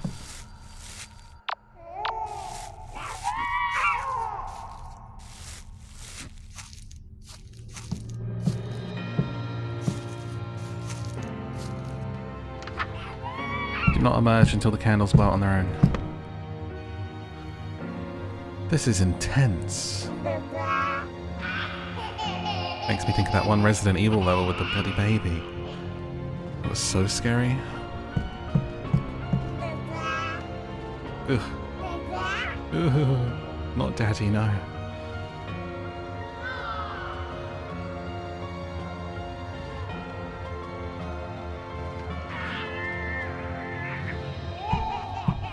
How long are these going to take? I mean, I don't mind it running the clock down. This is easy enough, standing here.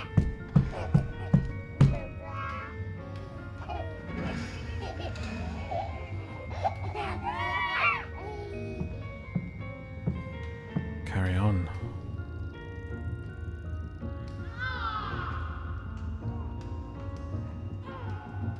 "50 seconds.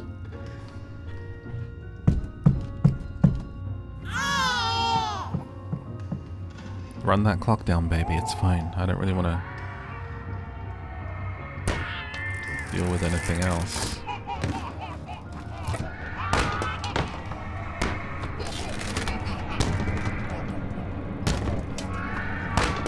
God, what is...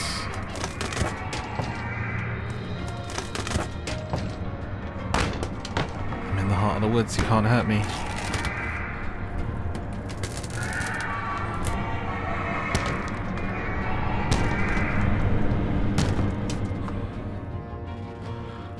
Looking at the candles.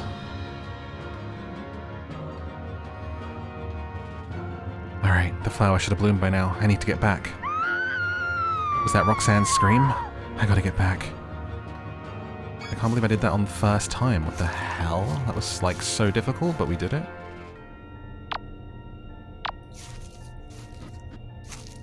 I thought I was gonna be stuck here for ages. Seeing how big that book was. Okay, up the stairs. Roxanne? I'm coming, Roxy. Hey, lovebird. Stardust! What are you doing to her? Scaring her awake. Now that you're here. Easier. I want to be so angry, but I can't be angrier than I am frustrated and confused. Why? Why would you do this? Tormenting us isn't going to change a thing. Why can't you just face the reality that you're immortal already? The reality is that I'm immortal. I couldn't care less. If the Eternal Sleeper wakes up, the end. Immortality or not. I vaguely remember reading something about that in Moo's library once. A god that dreams all of the other gods into existence, and by extension, all of their realities. Wait, that means... you're talking about ending everything. Everything. How is torturing Roxanne supposed to do that? Why are you punishing her? To make her scream loud enough that the Sleeper hears it. If she doesn't, maybe another god will. Any god that learns that I exist will start having nightmares too. Once I'm in their head, it's sheet-clutching nightmares forever. I'll never stop. I only need one screamer. I'll find them eventually. I'm human. The ultimate persistence predator. And you would have gotten away with it, too, if it weren't for this meddling cad. Hello, handsome. Auntie Nyan Nyan? Threatening to terrorize my very sisters and granddaughters the way you so tortured my niece? I respect that. My silly flock of hens could use a good browbeating. But trying to speak to the Eternal Sleeper? Come now, that is the duty of a god, not a human playing pretend. I will articulate to you the difference. What a lucky break. I can complete the kiss. Wait a minute. If Auntie Nyan Nyan drags Buck into her dream, she's gonna start getting nightmares too. Buck's gonna end up in the mind of a god who talks directly to the Eternal Sleeper. That's exactly what he wants.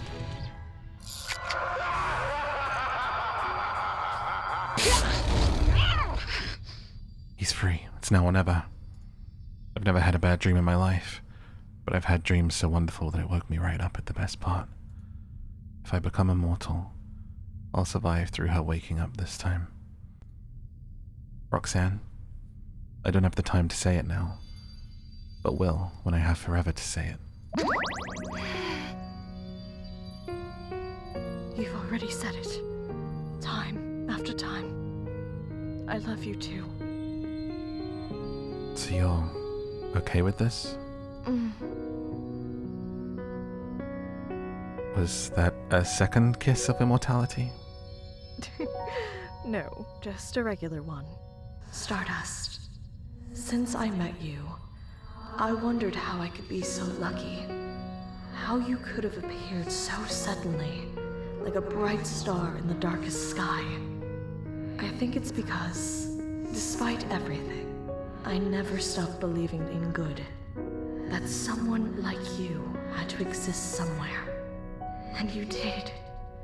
You are the good that I knew had to exist somewhere in this infinite cosmos. Stardust. You're the most wonderful thing I could have ever dreamed up.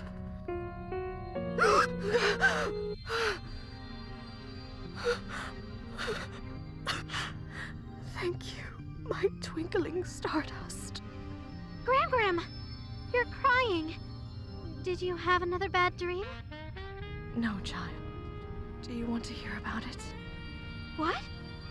But you never want to talk about your dreams. I had my reasons.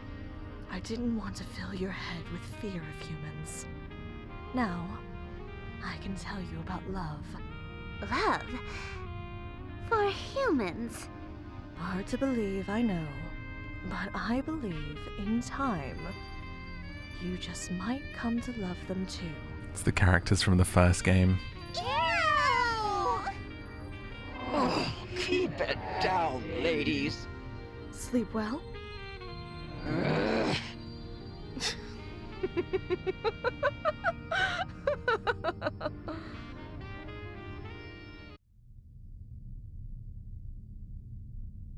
Wait. Is this... us? You know, out of every Stardust I've met, you've been the biggest pain in my ass! Sorry.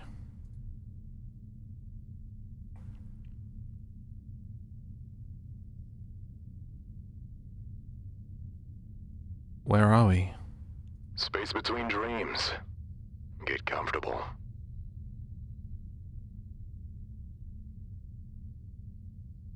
you gonna try and kill me? You wish. We just get to sit here and stare at each other until the next dream starts.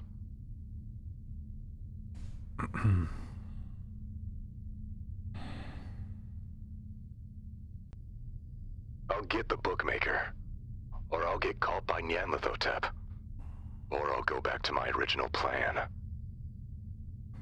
You can't do any of that now. I'm here, and I'm not going away, ever again.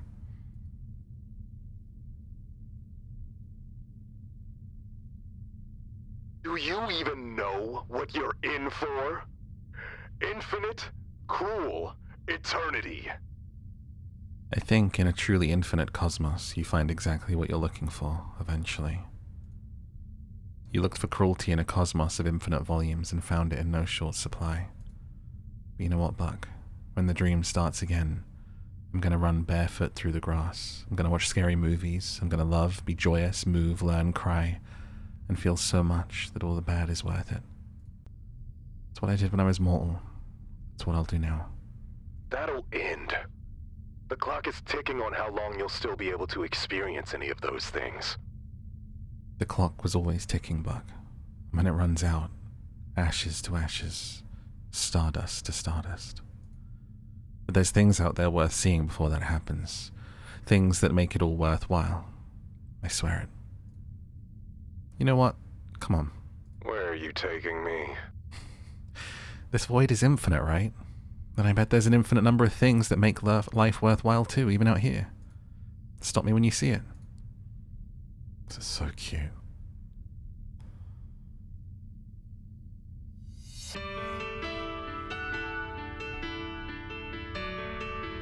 I love that it's like I guess a prequel, those characters from the first game being young and that being Roxy as their grandma. Like, very cool. Ah, dedicated to my brilliant wife. That's cute. Oh, I really enjoyed this.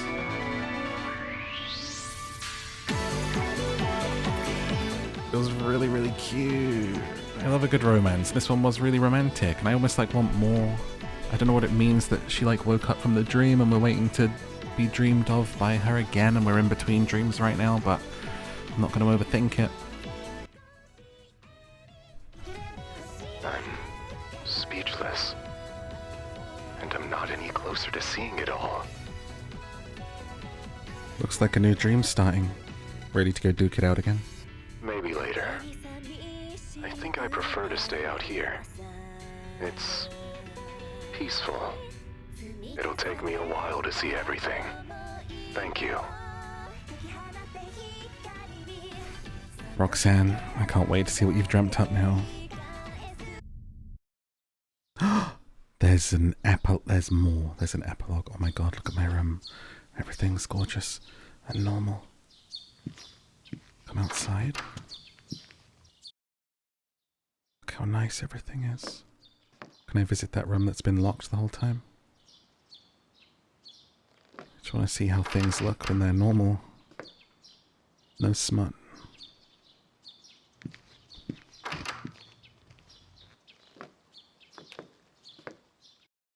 It's just a nice day.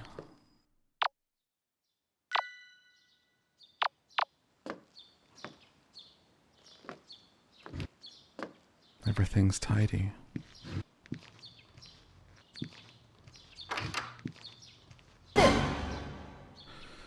Ah! Oops. I'm sorry. I didn't mean to scare you.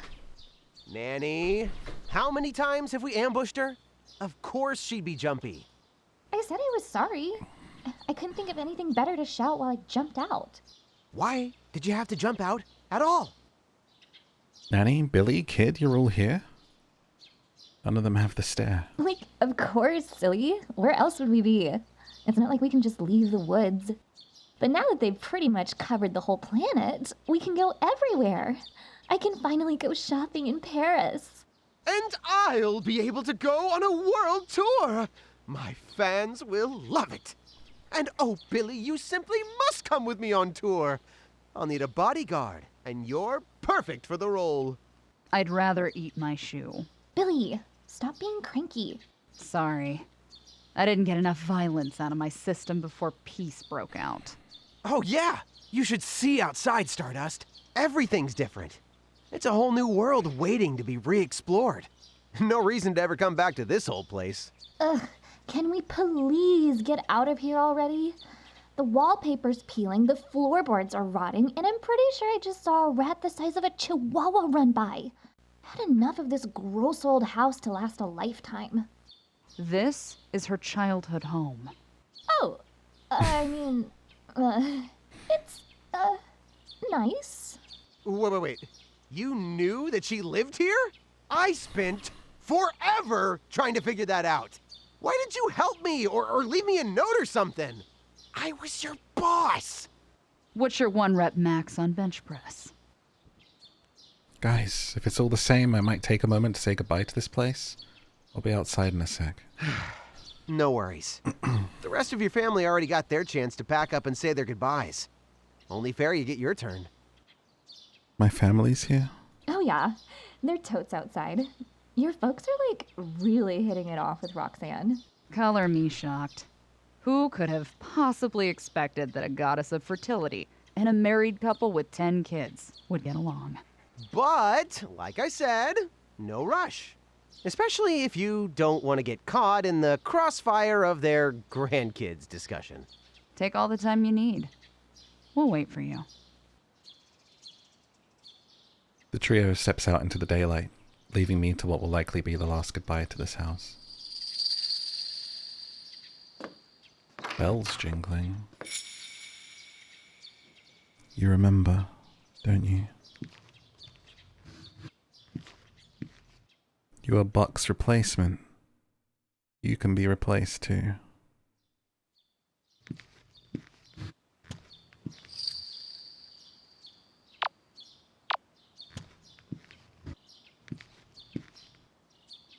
Follow the jingling.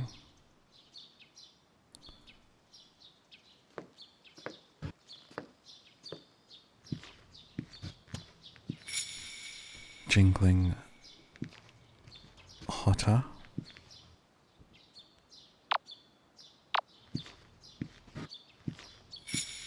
Wow, look at that beautiful view. Do you want to make the same mistake?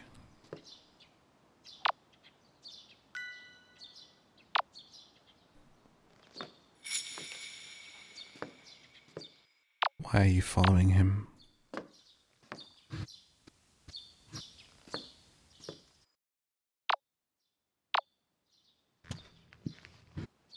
Who?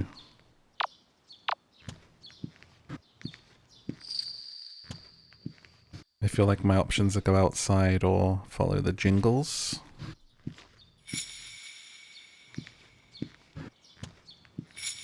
Who's jingling? Everyone is waiting for you.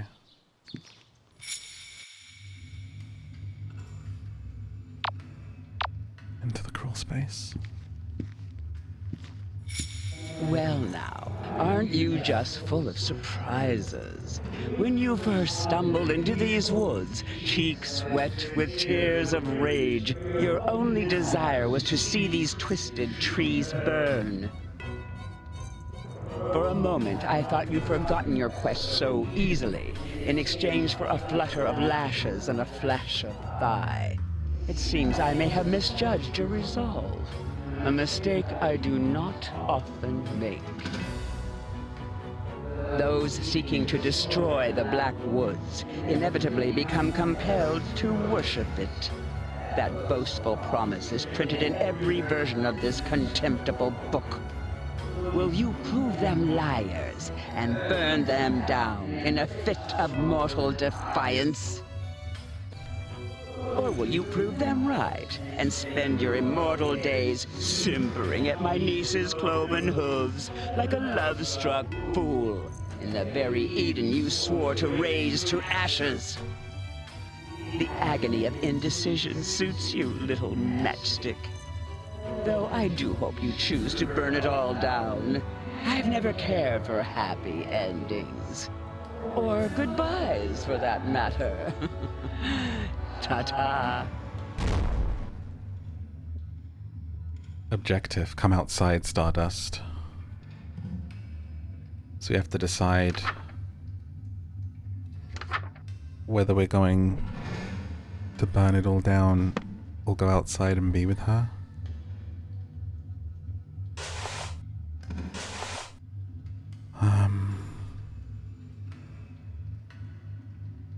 I feel like, what would you choose?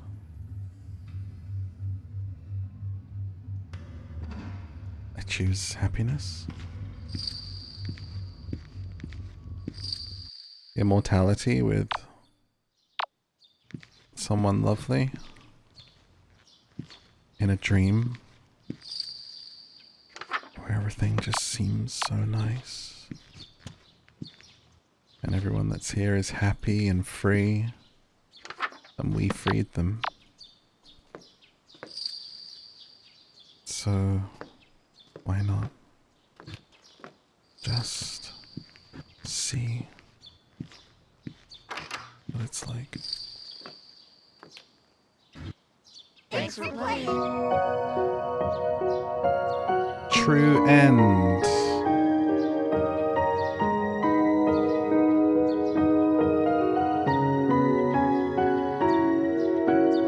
Everyone's happy. I guess I picked right then.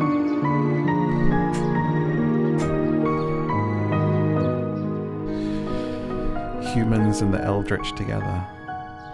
The whole planet. This seems pretty nice. What a fun bunch of characters. Like even the three bosses through it I really liked, and Buck's off floating having a good ending. The cult's all here hanging out with everyone.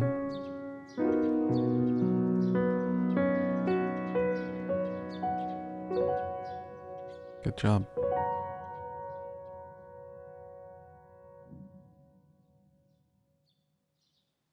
I guess we could go back and see what the other ending is. Sucker for love. Date to die for. Okay, that's one ending. Final dream. Let's now see what the next ending is. And this time we uproot.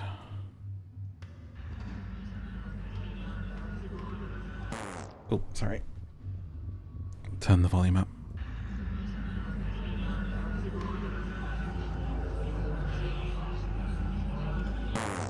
Need blood.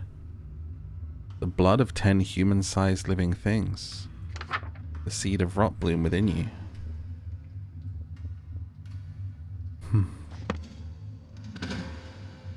How do we... Ah! There's the blood.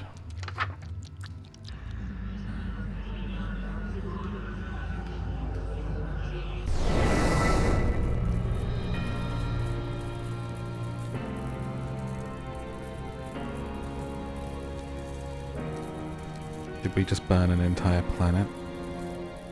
Thank you for watching. That is the end of Sucker for Love, A Date to Die For. The previous one is on the channel as well, so you can check that out, as well as Touch Starved, which is a really awesome game that is similar in tone if you enjoyed this. But please do like and subscribe before heading out.